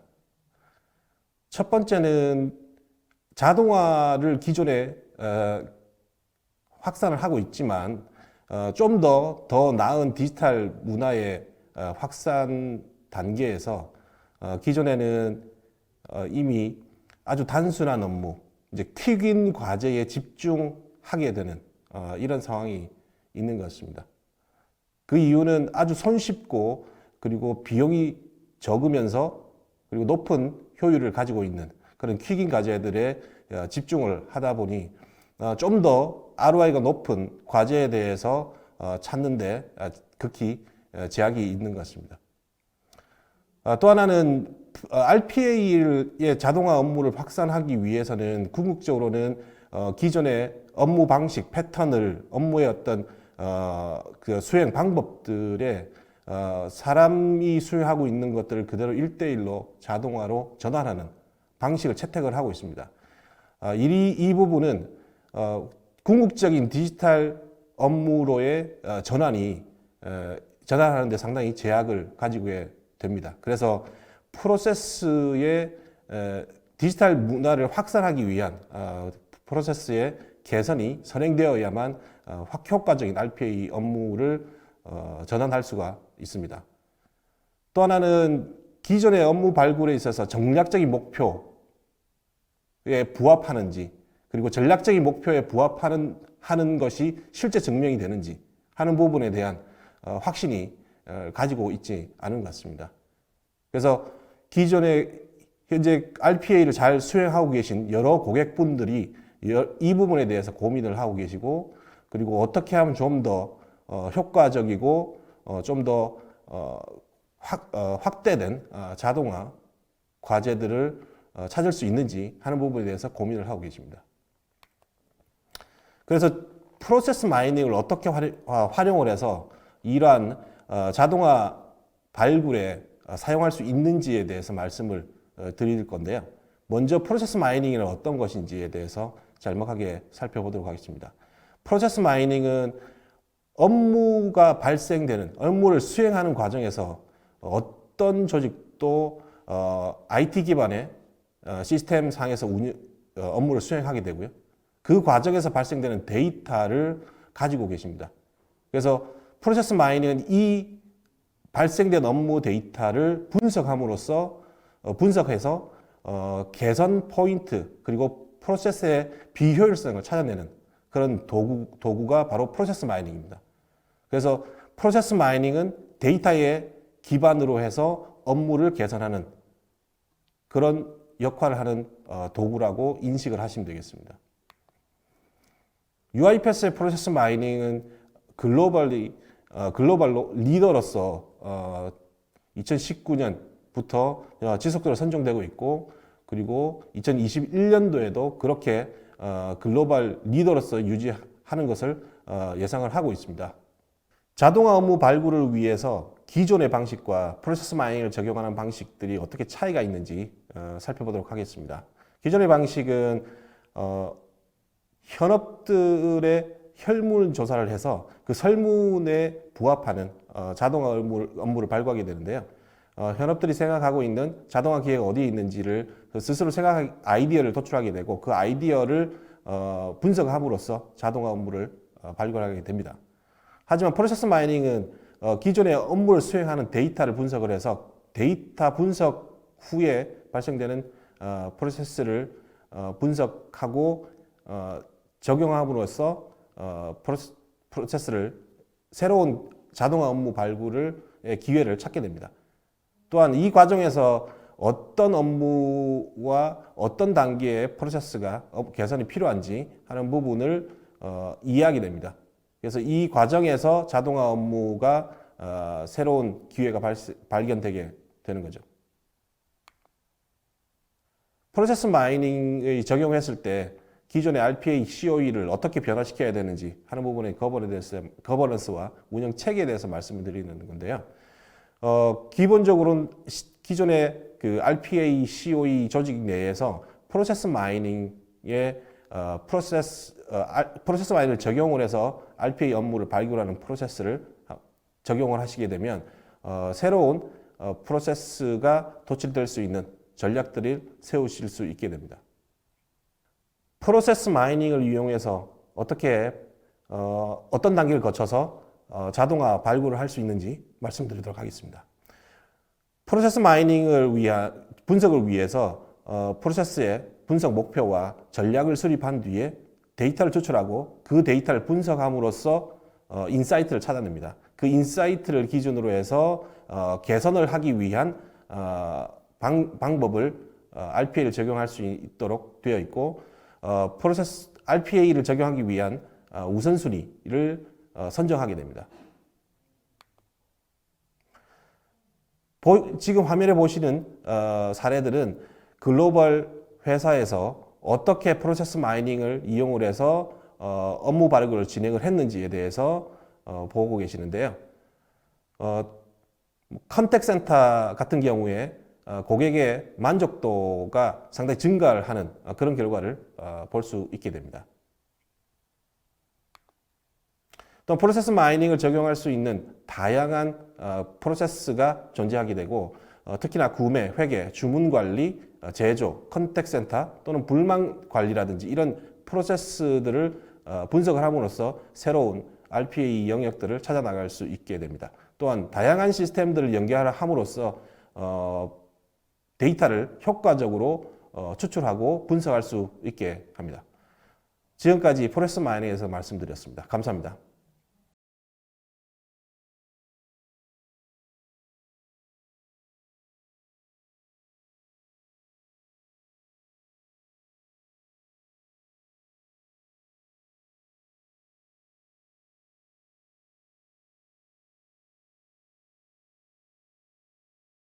안녕하십니까. UiPath 프로페셔널 서비스에 대해서 말씀드리겠습니다. 라이선스나 로봇이 아닌 성공적인 RPA를 위한 전문가의 손길이라는 표현을 썼는데, 고객분들이 하고 계시는 RPA의 성공을 위해서 저희 UiPath 서비스 조직에서 어떤 부분들을 제공할 수 있는지에 대해서 지금부터 말씀을 좀 드려보겠습니다. RPA를 하시는 많은 고객분들이 지금 보시는 이런 여러 가지 고민들을 많이 하고 계십니다. 처음부터 RPA를 제대로 할 수는 없을까? 내가 하고 있는 RPA 효과를 극대화하려면. 두 번째는 새로운 기술은 무엇을 적용해야 되지? 그리고 어떻게 적용해야 되나? 또 RPA를 운영하시다 보면 정기적으로 하고 있는 부분에 대해서 기술 점검을 받고 싶은데, 아니면 매우 안정적으로 RPA를 운영하기 위해서 전문가가 우리 회사에 RPA를 기술과 관련된 부분을 전반적으로 가이드 해줄 수는 없을까? 이런 부분에 대한 질문들이 있으신 거죠. UiPath 프로페셔널 서비스가 그런 질문들에 대한 답을 해드리고 있습니다. 내용을 보시면 UiPath 프로페셔널 서비스 레시피라는 표현을 썼는데, RPA 성공을 위해서 저희가 드릴 수 있는 일종의 요리법인 거죠. 크게 세 가지 영역을 저희는 제공해 드리고 있습니다. 첫 번째는 비즈니스 어드바이저리. RPA를 하시는 데 있어서 사업적인 성공, RPA에 대한 성과에 대한 부분들을 비즈니스적으로 지원해 드리는 거죠. 첫 번째는 RPA 전략 컨설팅입니다. 성공의 정의를 어떻게 하고 거버넌스를 어떻게 가져가고 향후의 로드맵을 어떻게 가져갈지에 대한 컨설팅. 두 번째는 RPA에 대한 성숙도 진단입니다. 지금 하고 있는 RPA를 한번 진단해 보는 거죠. 그리고 효과적인 과제 발굴에 대한 컨설팅. 세 번째는 내조합니다. 그리고 중간에 보시는 신기술 적용입니다. 최근에 여러 가지 기술들이 있긴 하지만은 프로세스 마이닝, 인텔리전트 OCR, 그다음에 RPA와 AI의 융합들이 많은 기업들이 고민하고 계시고 그 부분에 대한 기술 지원을 저희가 해드리고 있습니다. 세 번째는 테크놀로지 어드바이저리, 기술적인 어드바이저리인 거죠. 그중 헬스책은 현재 하고 계시는 RPA에 대한 기술적인 부분들을 짧은 기간 동안 점검해 드리는 겁니다. 과연 과제 발굴과 관련된 기술 적용이 제대로 되었는지, 코드 디자인이 제대로 되는지 이런 부분들이고, 프리미엄 플러스는 RPA를 진행하심에 있어서 전반적인 기술 지원, 고객 맞춤형 서비스라고 보시면 될 것 같습니다. 여기 나와 있는 여러 가지 레시피 중에서 몇몇 중요한 부분들을 지금부터 조금 자세하게 설명을 드려보겠습니다. 첫 번째, RPA 전략 컨설팅입니다. 이런 고민들 많이 하실 겁니다. RPA를 시작하는데, RPA를 확산하는데, RPA 전략과 그리고 실행 계획, 그리고 로드맵을 어떻게 하면 체계적으로 잘 잡을 수 있을까? 저희 UiPath 프로페셔널 서비스는 다음과 같은 영역의 컨설팅 서비스를 제공하고 있습니다. 첫 번째는 자동화의 사업적 목표. 그러니까 자동화 자체는 목표가 아니기 때문에 자동화를 통해서 이루고자 하는 사업적인 목표를 같이 찾고, 그리고 그걸 추진하고 있는 전담 조직의 구성, 그리고 그들의 역할들, 또한 성공의 정의를 같이 한번 도출해 보는 거죠. 그리고 RPA는 기본적으로 조직이 들어가고 사업이 들어가기 때문에 거버넌스를 어떻게 잡아나가는지가 굉장히 중요합니다. 거버넌스에 대한 부분들 같이 고민하고, 그리고 과제라는 부분도 RPA 성공에 있어 굉장히 중요한 부분이죠. 어떤 과제를 발굴하고 어떤 기준에 의해서 선정할 건지, 그리고 이런 과제들을 운영하고 있는 여러 사례들, 기업 사례들, 업무 사례들에 대해서 벤치마킹을 해드리고, 자동화가 성공적으로 하기 위해서, 전사적으로 안착하기 위해서는 어떤 방식의 커뮤니케이션을 하고 어떤 방식의 보상과 포상을 할 건지, 홍보, 이런 부분에 대한 가이드, 끝으로는 자동화 1단계, 2단계, 그 다음에 향후 단계에서 어떤 부분들을 이끌어가면 좋을지에 대한 로드맵 수립에 대한 컨설팅을 해드립니다. 주로 3개월 이내에 상주 컨설팅을 하기도 하고, 혹은 12개월 정도의 긴 기간을 두고 비상주 형태로 서비스를 제공해 드리고 있습니다. 두 번째는 RPA 성숙도 진단 및 과제 발굴 컨설팅입니다. RPA를 이미 1단계, 2단계 혹은 3단계 하신 분들은 이런 고민을 하고 계십니다. 과연 우리 회사의 RPA가 산업에 있는 다른 경쟁사 대비 과연 잘하고 있나? 이제 한 2단계, 3단계 정도까지 해서 충분히 과제가 나온 것 같은데 어떻게 하면 더 효과가 큰 과제를 찾을 수 있지? 사실은 큰 고민거리죠. 그 고민에 대해서 아래 보시는 6가지 항목을 통해서 간단하게 같이 고민하고 답을 찾아가는 그런 과정들을 거쳐봅니다. 첫 번째는 RPA 밸류에 대한 전사 세미나, 다시 한번 전사적으로 RPA가 어떤 밸류를 가진가에 대해서 한번 공유를 하는 거죠. 두 번째는 전략과 기술과 운영이란 세 개의 축을 가지고 현재 회사가 가지고 있는 RPA의 성숙도를 한번 진단해 보는 겁니다.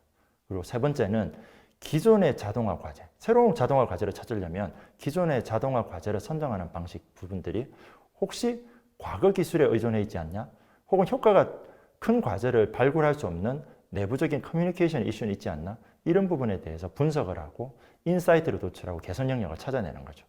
이런 개선 영역들이 도출이 됐을 경우에는 개선 영역에 대한 가설을 기반으로 방향성 조정을 위한 워크숍을 하고, 그 결과에 따른 진단 결과 및 방향성 리포트를 UiPath 프로페셔널 서비스가 제공해 드리고 있습니다.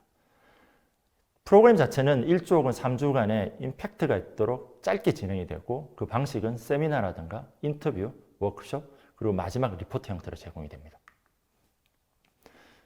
내재화 컨설팅, 굉장히 좀 중요한 부분이죠. 최근 많이 고민하시는 직원들이 주도하거나 직원들이 적극적으로 참여하는 RPA는 어떻게 시작을 해야 되지? 굉장히 중요한 화두고 굉장히 중요한 숙제입니다. 저희 UiPath 프로페셔널 서비스 쪽에서는 내재화 컨설팅을 보시는 이런 8개의 단계로 고객과 같이 진행을 해보고 있습니다. 첫 번째는 내재화의 목표입니다. 어디까지 내재화하고 무엇을 위해 내재할 건지, 그리고 내재화의 대상이 되는 직원들을 어디까지 개발자로 양성을 하고 어떤 분들은 사용자로서 충분하게 사용할 수 있는지에 대해서 정의를 하는 거죠.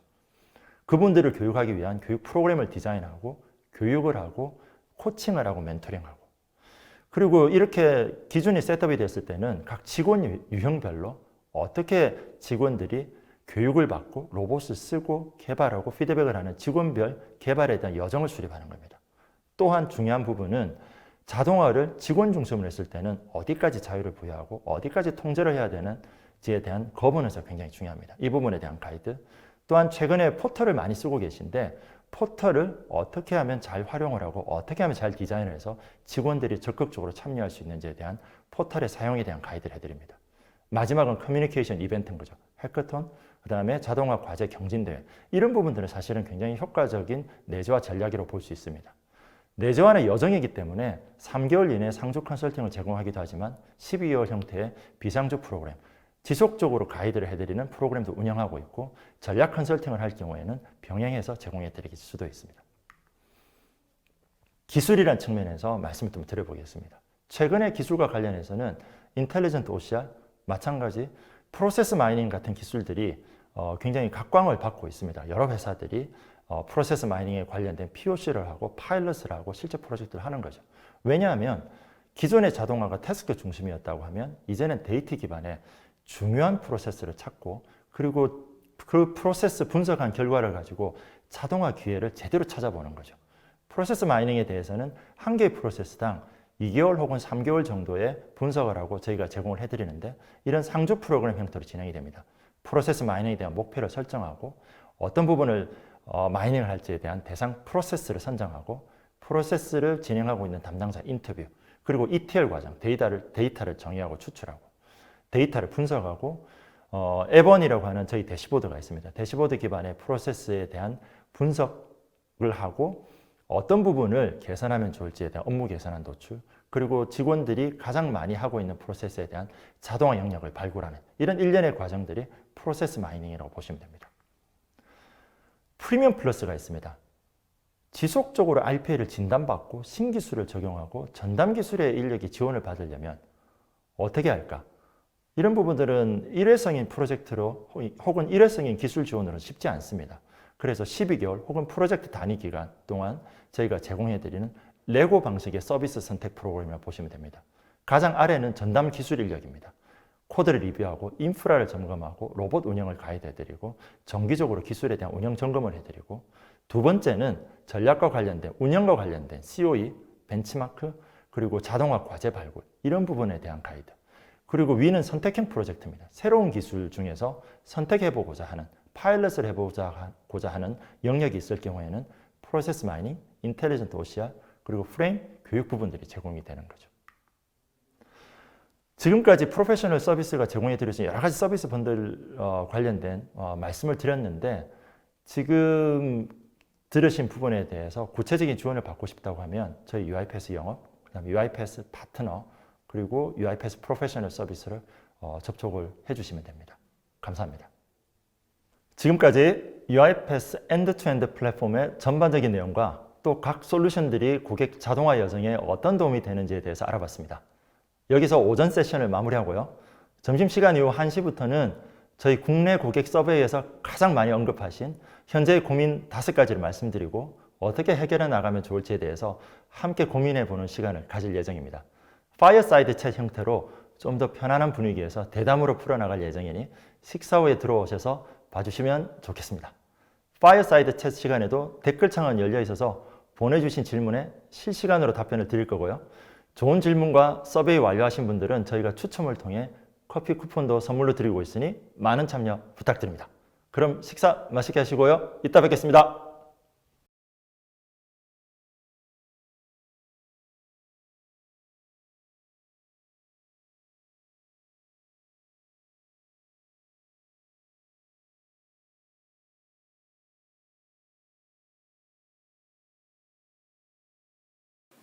안녕하세요. UiPath 김원수입니다. 이번에는 RPA 전문가 두 분을 모시고 고객분들이 많이 질문하신 내용을 살펴보고 답변을 들어보도록 하겠습니다. 먼저 RPA 하이퍼 오토메이션 플랫폼의 저자이신 백성훈 전문의 모셨습니다. 안녕하세요. 네, 반갑습니다. 네, 반갑습니다. 그리고 고객의 성공적인 RPA 도입과 확산을 지원해주고 계신 이재훈 사무님 모셨습니다. 안녕하세요. 안녕하세요. 반갑습니다. 저희 마케팅팀에서 고객분들을 대상으로 설문조사를 좀 했더라고요. 그리고 고객분들이 자주 궁금해하시는 내용을 좀 보니까 몇 가지 공통점이 있어서 그 내용들을 오늘 이 자리를 빌어 질문에 대한 답변도 좀 드리고 그리고 상세한 설명도 좀 들어보고자 자리를 마련했습니다. 우선 백선 전문님, 본인이 지금 하시고 있는 역할에 대해서 좀 소개 좀 해주시겠어요? 네, 저는 UiPath 코리아에서 프로페셔널 서비스를 맡고 있는 프로페셔널 서비스 리더입니다. RPA를 시작하시는 기업들 혹은 확산하시는 기업들의 디지털 전략에 대해서 가이드를 해드리고 컨설팅을 해드리고 그다음에 기술적인 부분에 대한 지원을 해드리는 조직을 갖고 있습니다. 네.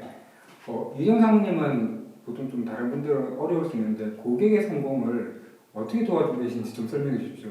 예. 사실 RPA와 자동화 플랫폼은 특성상 초기 도입 이후 전략도 매우 중요합니다. 이에 이제 저희 주요 고객분들이 이제 RPA와 자동화 플랫폼을 잘 사용하시고 지속적으로 그리고 의미 있는 확산을 하실 수 있도록 돕는 커스터머 석세스 부서를 맡고 있습니다. 네, 잘 들었습니다. 두 분을 모시고 이제 본론부터 들어가보도록 하겠습니다. 첫 번째 가장 많은 질문하셨던 부분이 자동화를 처음 도입할 때 어떤 고민을 하고 있는지 그리고 성숙도라고 하는 개념이 낮은 고객은 어떻게 해야 되는지에 대한 질문이 좀 있더라고요. 아직은 자동화를 도입하지 않은 고객분들이 더 많으신 것 같아요. 그래서 자동화를 처음 시작하는 시점에서 어떤 고민들을 해야 하고 어떻게 진행해야 될지를 경험이 많으신 백정님께서 좀 설명 좀 부탁드리겠습니다. 네, 자동화를 도입하시려고 하는 고객분들 고민 많으실 거예요. 근데 기존에 했던 기업들, 그다음에 성공적으로 하고 있는 기업들 경험치를 가지고 좀 몇 가지 말씀을 드리면 첫 번째 제일 중요한 거는 자동화를 왜 해야 되는지에 대한 목표가 좀 명확해야 됩니다. 그러니까 전략과 성공의 정의가 일단 우선 명확해야 되는 거죠. 그리고 자동화를 하게 되면 필수적으로 그를 이끌어가는 전담 인력 혹은 전담 조직이 필요합니다. 전담 조직을 어떻게 구성하고 그 사람들한테 어떤 역할을 맡길지가 중요한 거죠. 또 하나 초기에 자동화를 어느 규모까지 할 건지 어떤 부서를 할 건지 전사적으로 어떤 업무를 할 건지에 대한 그 범위에 대해서 확정하는 부분이 좀 필요하고요. 그리고 개발과 관련해서도 고민이 많으실 겁니다.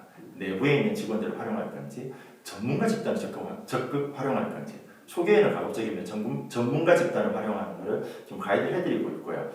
그리고 최근에 많은 고민들이 과연 우리 회사의 직원들의 참여는 어디까지 이끌어야 될지 그 고민을 많이 하시거든요.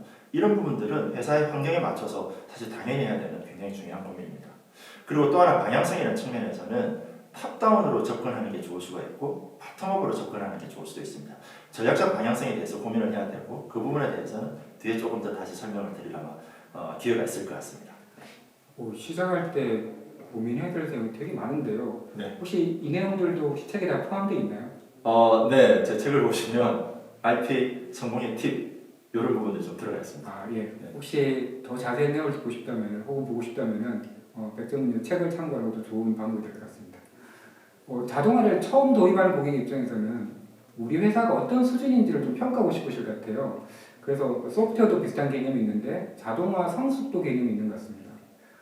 이 자동화 성숙도 개념이 어떤 거고 성숙도가 특히 낮은 고객 입장에서는 어떤 고민이 있는지 이상훈님께서 좀 설명 좀 해주시죠. 예.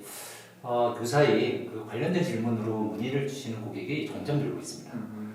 이는 이제 초기 무인 로봇 중심의 RPA 자동화로 이제 효과를 보셨던 고객분들이 요사이 이제 실제 다른 기업들은 어떻게 하고 있고 그다음에 향후에는 어떤 방향성으로 진행하면 좋을지에 대한 고민을 반영하는 그런 질문인 것 같습니다. 이제 저희는 이제 이런 질문을 하신 고객 한 곳을 대상으로 자동화 성숙도를 진단해 드린 경험이 있어서 잠시 소개해 드리도록 하겠습니다.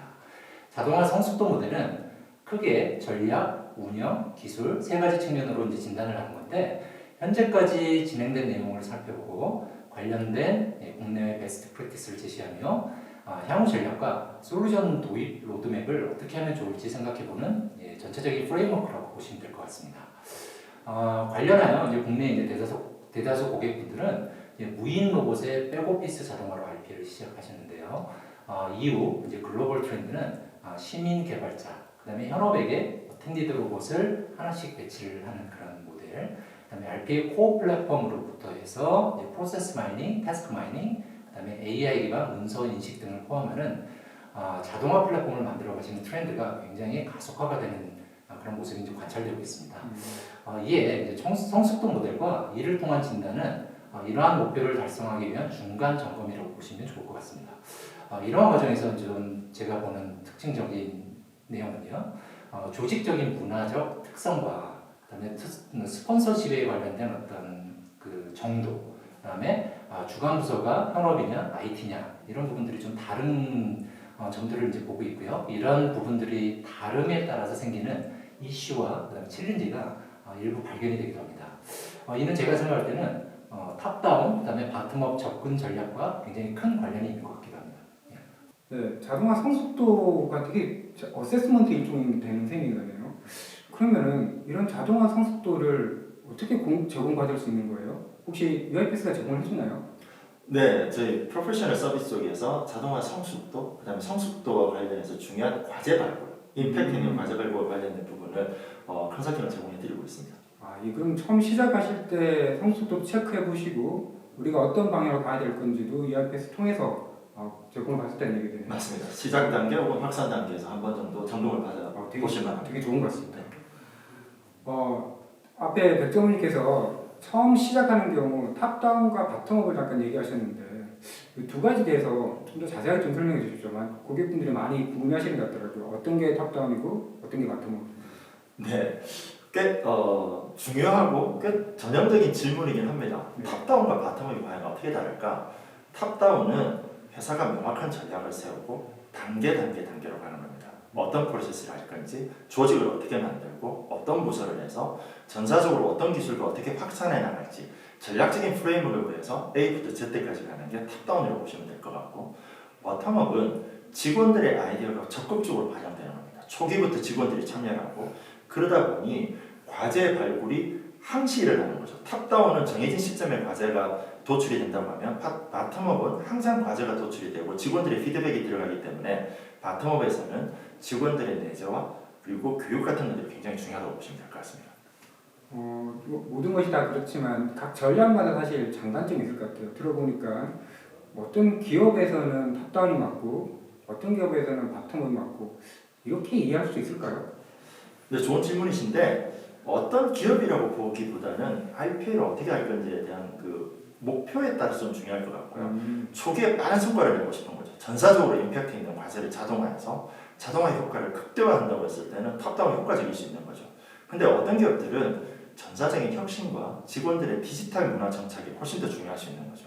그럴 경우에는 초기부터 직원들이 적극적으로 참여하는 바텀업 접근이 필요합니다.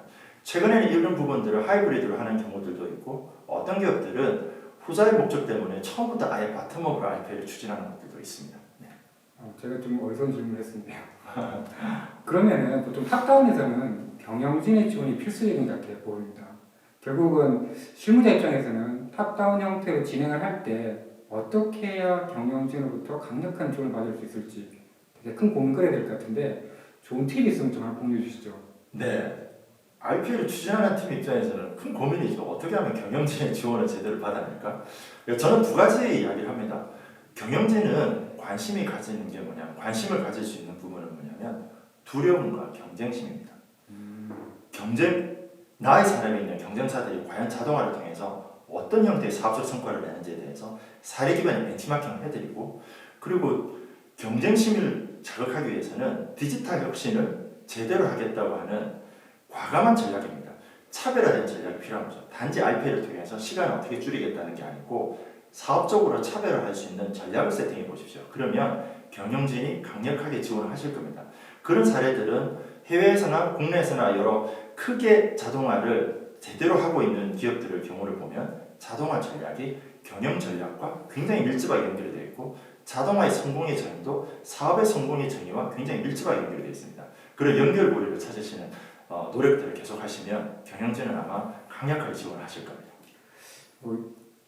좋은데 일반적으로 경영자의 눈높이에서 봐라. 그러면 그분들이 뭘 고민하고 있을지 그게 마케팅하면 된다. 맞습니다. 그렇게 보이네요. 네, 맞습니다. 네, 고맙습니다.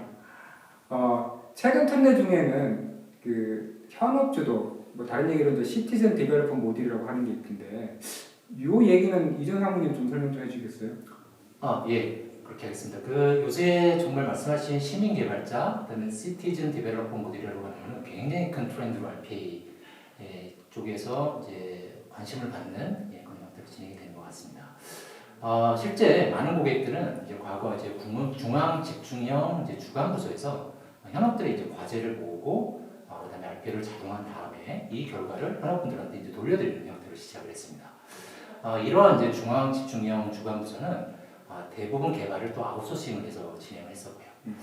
그러다 이제 몇몇 고객들이 여러 이유로 이제 COE의 주간 부서 직원들이 직접 개발을 하는 형태로 진행하는 모습을 보였습니다. 사실은 그 현업주도 RPA를 앞서서 사실 이를 COE 내재화라고 이야기를 합니다.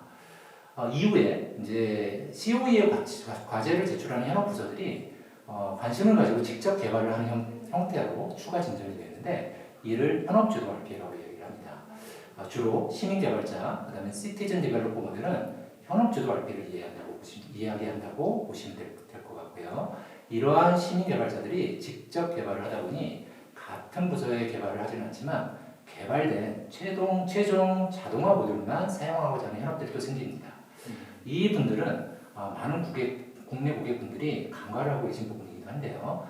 로봇만 사용하는 로봇 사용자라고 저희가 보통 정의를 합니다. 일반적으로 얘기하는 1인 1로봇이라는 이런 용어는 최종적으로 이 형태를 이야기한다고 보시면 될 것 같습니다. 예, 고맙습니다. 그러면은 시티즌 디벨로퍼 모델은 기존의 COE 중심으로 했던 전략과는 사뭇 다른 형태가 될 것 같은데 그러면 시티즌 디벨로퍼 모델을 성공적으로 런칭하거나 정착시키기 위해서는 어떤 부분을 좀 더 챙겨봐야 될까요? 예, 굉장히 중요한 질문이신 것 같습니다. 몇 가지 중요한 항목들이 좀 생각이 나고 있는데요. 첫 번째는 제일 중요한 건 경영진의 스폰서십과 그다음에 경영진의 마인드가 아닐까 생각을 합니다. 중앙 집중형 관료와는 다르게 시민 개발자 모델은 굉장히 작은 태스크에 가까운 과제들이 많이 대상이 되고 있는데요. 이런 작은 과제들이 비중이 작다고 무시하거나 간과되지 않고 그다음 지속적으로 독려할 수 있는 지원 체계가 필요해 보입니다. 두 번째는 이러한 스폰서십 하에 세밀한 교육 체계입니다. 사실 UiPath는 고객 특성을 표현하는 페르소나라는 용어로 현업에게 적절한 개발 툴 그리고 적절한 로봇을 제공하고 있고요. 그 다음에 시민 개발자 분들에게는 각종 온라인, 오프라인 교육을 제공하고 있습니다. 고객이 원하실 때는 해당되는 컨설팅을 또 제공하기도 하고요. 세 번째는요, 이를 잘 지원하는 거버넌스 체계입니다. 전사 직원들이 참여하는 모델인 만큼 COE의 역할이 과거보다 훨씬 더 중요해지고 그다음에 COE에서 거버넌스 프로세스와 그 안에서 지원 체계를 잘 세팅하는 것이 매우 중요해집니다.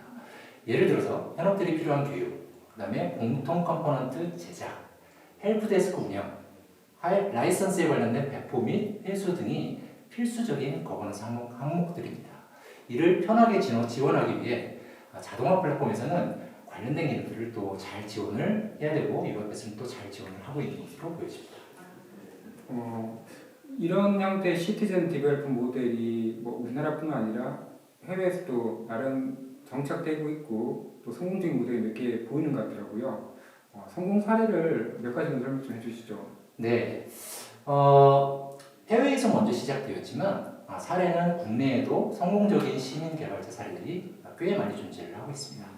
먼저 해외부터 소개를 시켜드리면 잘 알고 계시는 PwC라는 컨설팅 회사의 15만 명, 그다음에 진짜 엄청 크네요. 예, 꽤 크죠. 그다음에 에릭슨이라는 통신 장비 업체의 10만 명, 그다음에 아시아퍼시픽에서 굉장히 대규모 사례로 또 유명한 싱가포르 텔레콤 등 굉장히 큰 사례들이 많고, 그다음에 과거에 이제 RPA로 좀 오래전부터 시작을 했던 많은 고객분들이 요사이에는 시민 개발자 모델들을 대부분 검토를 하시고 조그맣게라도 시작을 하는 그런 트렌드를 보이고 있습니다.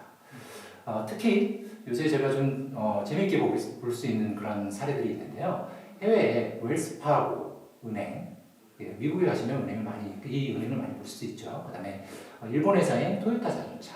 이 두 회사는 이제 금융 산업과 그다음에 제조 산업에서 굉장히 보수의 상징이라고 이렇게 많이들 얘기를 하고 계신데요. 이 두 회사도 시민 개발자의 그런 RPA 여정을 시작을 하셨습니다. 이런 시민 개발자 모델은 현업들이 중간에 포기하지 않는 것이 매우 중요한데 재밌는 거는 이제 소개시켜드린 에릭슨 같은 경우에는요 중간에 게이미피케이션이라는 그 뭔가 재미를 계속 부여를 하는 문화를 매우 강조하며 자동화 개발을 DT의 그리고 DT 내재화의 큰 틀로 생각하고 있다는 것이 큰 시사점 중 하나라고 생각을 합니다.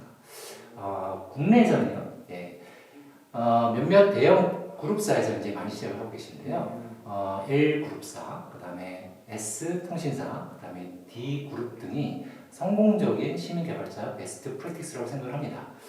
사실 처음에는 IT 지식이 많지 않은 현업분들이 이제 잘 하실 수 있는지, 잘 못할지 등등에 관련된 의문을 가지신 분들이 굉장히 많았는데요.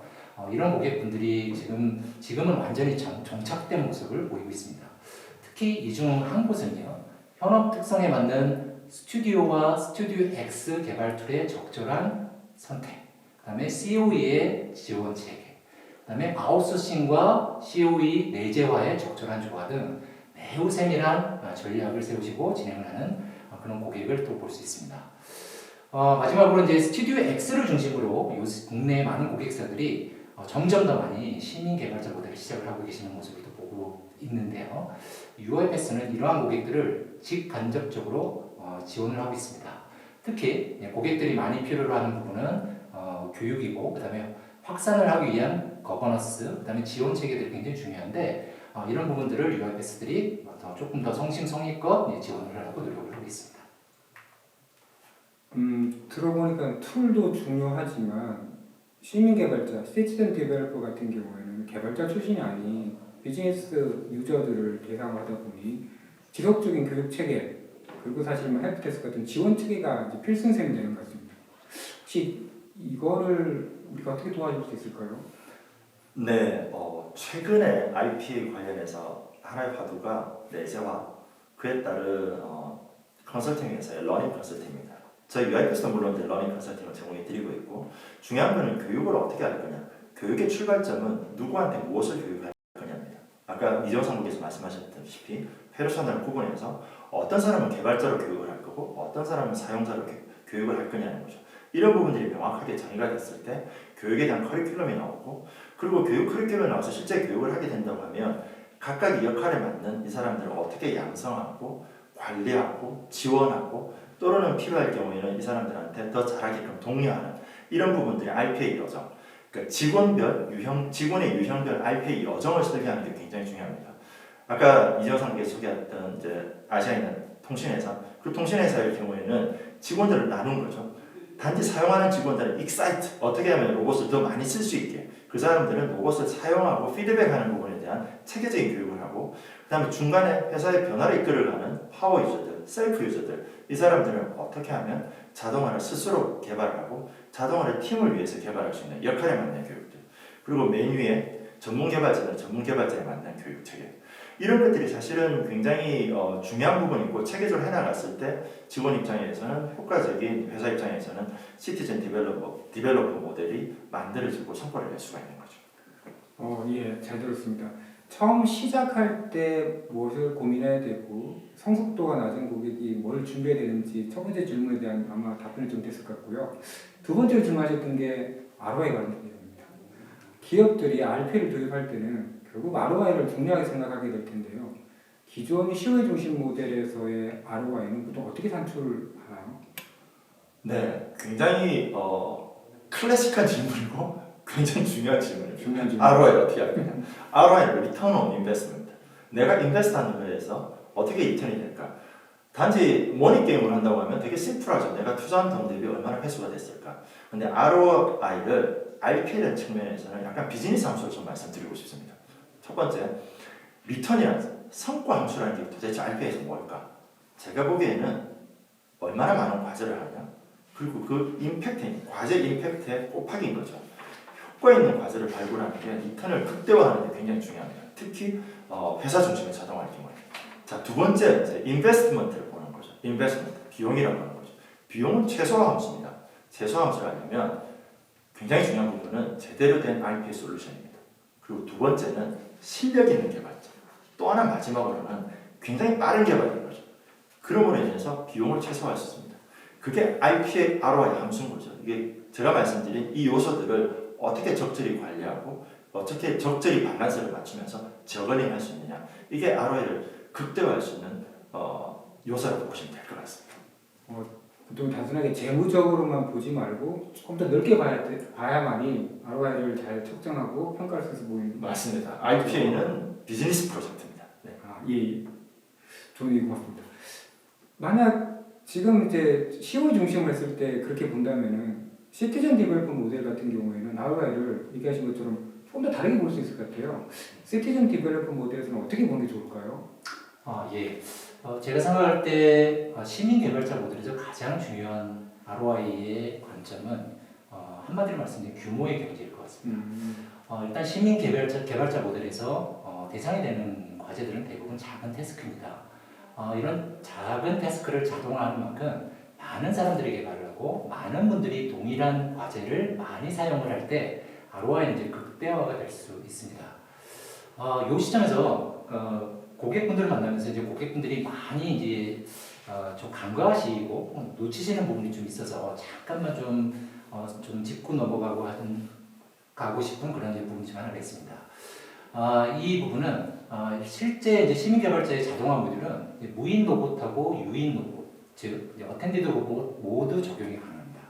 그리고 이러한 관점에서 시민 개발자는 시작을 하시지만 대부분 과제는 말씀드린 작은 태스크를 대상으로 하시는 것보다는 초기에 있는 많은 고객분들이 대부분 무인 로봇에 똑같은 큰 과제, 시간 절감이 큰 그런 과제들을 많이 대상으로 한다는 관찰을 하고 있습니다. 이러한 모델은 실질적으로 어텐디드 로봇을 배포를 하는 부분을 간과를 할 수밖에 없는 그런 형태로 진행을 하게 될 수밖에 없고요. 그렇게 되면은 사실은 시민 개발자 모델의 궁극적인 ROI 모델이 작은 태스크를 가지고 많은 분들이 이제 규모의 경제를 가지고 활용을 하는 그런 부분에 있어서의 ROI 모델에 있어서의 한계를 가져올 수밖에 없는 그런 부분들이 좀 아쉬운 점으로 요새 보여지고 있습니다. 마지막으로 이제 ROI 관련된 큰 트렌드로 저는 제가 말씀드리고 싶은 부분은 DT의 내재화입니다. DT를 이제 조직의 전 구성원에게 자연스럽게 내재화를 하기 위해서 RPA의 시민 개발자를 양성을 하는 그런 모습들이 이제 보여지고 있는데요.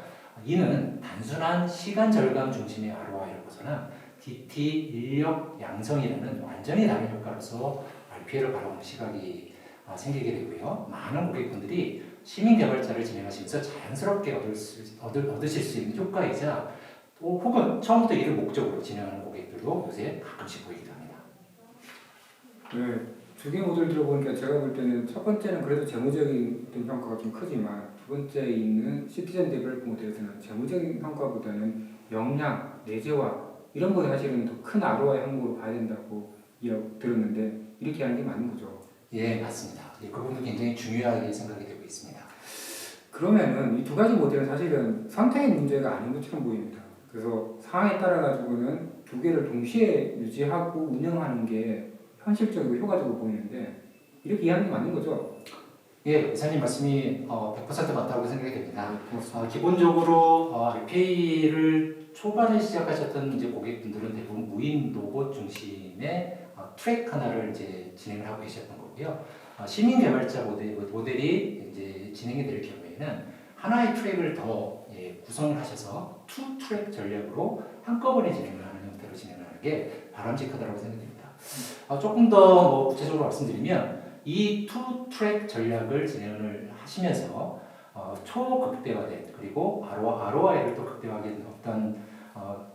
위한 그런 전략으로서 아래와 같이 지금 제가 말씀드린 이런 부분들을 좀 진행을 해보시면 어떨까라는 생각을 한번 해봤습니다. 일단은 시민 개발자를 일부를 양성을 합니다. 고객분들이. 그러면 시민 개발자분들이 이제 본인들이 이제 과제를 이제 개발하시게 되겠죠. 근데 이 과제를 개발하실 때 시민 개발자분들이 제가 나만 쓰는 과제가 아닌 우리 이사님도 쓸 수 있는 그런 과제를 공이 개발을 해서 여러 명이 쓸 수 있는 과제로서 개발을 한 다음에 그분들한테는 어텐디드 로봇만 나눠드리는 거죠. 그러면 이분들은 개발은 하지 않지만 어텐디드 로봇을 가지고 실질적으로 로봇을 개인 비서처럼 두고 활용을 하시다 보면 과거에 이제 무인 로봇을 가지고 보이지 않는 형태로 IT의 개발을 위임을 하셨던 그런 형태에서 벗어나서 RPA가 내 생활에 있어서의 아주 체감되는 형태로서 그렇게 RPA를 조금 더 밀접하게 바라볼 수 있는 그런 기회가 생깁니다. 그렇게 되면은 이 어텐디드 로봇을 사용하는 로봇 활용자 분들 중에서 또 손을 드는 그런 분들이 계세요. 무슨 손을 드냐면 나도 개발해보고 싶다 라는 분들이 생기게 되는 거죠. 그러면 자연스럽게 시민 개발자가 점점 늘어나는 그런 양상으로 이제 갈 수 있기 때문에 이런 그 과정을 통한 전략을 구사를 하는 거는 제가 볼 때는 제 극대화된 ROI나 그다음에 투트랙 전략에 있어서 굉장히 중요한 전략이라고 생각이 되고 있고요. 그다음에 이런 모든 과정을 거버넌스를 지원한 주식이 향후 기대되는 COE의 모습이라고 생각을 하고 있습니다. 예. 이렇게 되면 사실 앞에 이상훈님 얘기하신 것처럼 만드는 사람뿐만 아니라 만들어진 자동화를 이용하면서 생기는 베너핏도 큰 ROI 항목을 잡아야 될 것이고 그게 어쩌면은 디지털 트랜스포메이션의 하나의 방안으로 역량도 키워지고 실제 자동화를 할 수 있는 캐퍼빌리티가 커진다고 보면 되겠네요. 네, 저는 그 부분을 굉장히 중요하게 생각을 하고 있고요. 네. 지금 RPA 업계에 있어서 이 부분이 조금만 보강들이 되시면 고객분들이 훨씬 더 큰 효과를 더 달성할 수 있지 않을까 그렇게 생각을 하고 있습니다. 네, 고맙습니다. 그러면은 자동화를 도입한 고객분들은 사실 이제 자기 일을 일부 일을 로봇이 대신 해주고 있거든요. 그러다 보면은 직원분들의 실질적으로 일하는 시간이 많이 줄어들었다고 얘기하는 것 같아요. 그러면 이 줄어든 시간에 어떤 일을 해야 되고 이제 RPA가 도입되기 시작하면은 이게 줄어들 텐데 어떻게 활용하면 좋을지를 한번 얘기해 줄 수 있을까요? 제가 반문을 드려보겠습니다. 예. 자동화가 되면 과연 시간이 줄었을까요? 업무 시간이?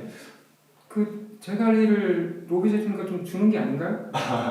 물론 추가 근무 시간이 줄 수는 있겠지만은 직원들이 하는 업무 시간 자체가 줄지는 않는다고 봅니다. 사례를 보면 자동화를 통해서 내 업무, 그 단순 반복적인 일들이 사라지니 직원들은 어떻게 하면 디지털 스킬을 더 올릴 수 있을까? 학습하는 데 시간을 쓰고 또 다른 사례를 보면 조금 더 이제는 내가 일을 하는 것보다는 로봇을 어떻게 더 효과적으로 활용하지? 로봇을 효과적으로 활용하는 데에 대한 차계적인 사고 그리고 내가 중요하게 회사에서 중요하게 생각했던 일들을 기존에는 시간이 부족해서 못했던 일들 이런 좀 더 난이도가 높고 좀 더 중요한 일에 도전하는 직원들의 시간이 늘어나는 거죠. 한 예를 들면 뉴욕에 그 자선단체가 있는데 그 자선단체에 있는 직원들은 당연히 내가 봉사를 하려고 입사를 했는데 일주일에 한 4시간을 그냥 엑셀 파일을 카피 페이스트 하는 데만 시간을 보낸다는 거죠. 내가 하고자 했던 일을 할 수가 없는 거죠. 그 일주일에 4시간을 자동화를 해서 싹 빼준 거죠. 그럼 그 사람들이 4시간이 과연 업무 시간이 줄어들었을까요? 그건 아닌 거죠. 내가 정말 자선단체에서 하려고 했던 일에 내 4시간을 쓸 수 있는 거죠. 그런 것들이 업무 시간에 시간이 시프트지 시간이 줄어들었다고 보지는 않습니다. 네.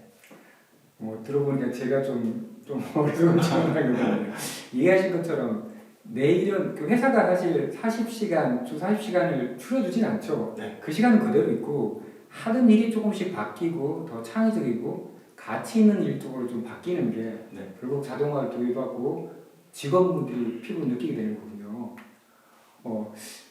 지금까지 만약 큰 규모의 자동화를 진행해야 어쩌면은 좀 더 큰 성과를 내게 될 텐데 이렇게 하려면은 어떤 부분을 좀 더 고민하고 좀 살펴봐야 되는 걸까요? 제가 좀 예를 한번 설명을 드려보겠습니다. 관성의 법칙에 의해서 동일한 속도로 돌아가는 바퀴가 하나 있다고 보는 거죠. 자동화 아이디어를 내고 개발을 하고 사용을 하고 피드백을 하고 자 이제 이 바퀴를 가지고 먼 거리를 가고 싶은 거죠. 빨리 가고 싶은 거죠. 그러면 어떻게 해야 될까요? 첫 번째는 그 바퀴의 크기 자체를 키우는 겁니다. 바퀴의 크기를 키우는 걸 저는 직원들이 참여하는 것 같아요. 전문가들에 의한 개발이 아닌 직원들이 참여를 함으로 인해서 관성의 법칙으로 돌아가는 바퀴의 크기가 늘어나는 거죠. 자, 이제 두 번째, 멀리 가야 두 번째는 뭘 해야 될까요? 이제 바퀴의 크기를 키웠는데 관성의 법칙으로 달리는 바퀴에다 속도를 가하는 거죠. 속도를 가하려면 충격을 주고 힘을 가하는 겁니다.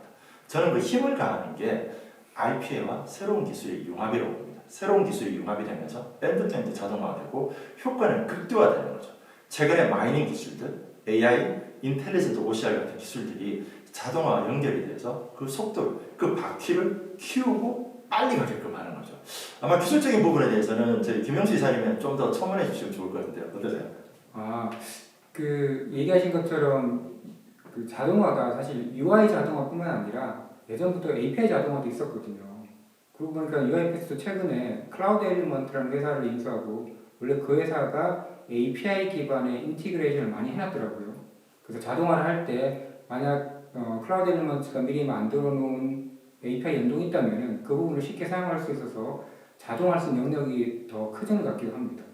그리고 RPA를 많이 고려하시는 부분 중에 도입하시는 고객들 중에 보면은 변경에 대해 사실 좀 많이 걱정을 하시더라고요. 그 변경이 업무가 살아있는 업무다 보니까 업무의 요건이 바뀌기도 하고 업무의 환경이 조금씩 바뀌기도 합니다. 이렇게 바뀌고 나면은 결국 이제 자동화 부분을 어떻게 따라가요? 바뀐 것에 어떻게 민감하게 대응할 수 있을까? 이런 얘기를 많이 하시더라고요. 그런 부분에 대해서는 어쩌면은 UiPath 가지고 있는 몇 가지 기술적인 방법 중에 UiPath는 자동화 프로세스를 만들 때 쓰는 그 워커플로우 프로세스와 실제 그 프로세스가 어떤 UI를 클릭하고 어떤 값을 입력해야 되는지 요 UI 액션에 대한 부분을 사실 두 개를 좀 분리했더라고요. 그래서 저희들 부르는 용어는 이제 오브젝트 리파지토리라는 개념을 쓰고 있는데 이 두 개를 분리해서 예를 들어 버튼이 바뀌었어요. 그러면은 전체 프로세스를 손대지 않고 버튼 바뀐 것만 업데이트를 해주면은 전체 프로세스가 문제없이 돌아가는 형태가 되는 거죠. 또 하나가 시스템 보통 개발할 때 대부분 사람을 위해서 시스템을 만들잖아요. 그러면은 자동화 할 때도 논리적으로 보면은 그 나오는 이름 레이블을 보고 객체를 선택하는 형태로 만들어 놓으시면은 여전히 새롭게 만드는 시스템도 혹은 변경되는 시스템도 사람 인지했을 때는 이전과 큰 차이가 없어야 업무하기 쉬워지니까 그렇게 동작하게끔 하려면은 UiPath에 있는 앵커를 제대로 활용하는 방법도 되게 좋은 안이 되겠더라고요.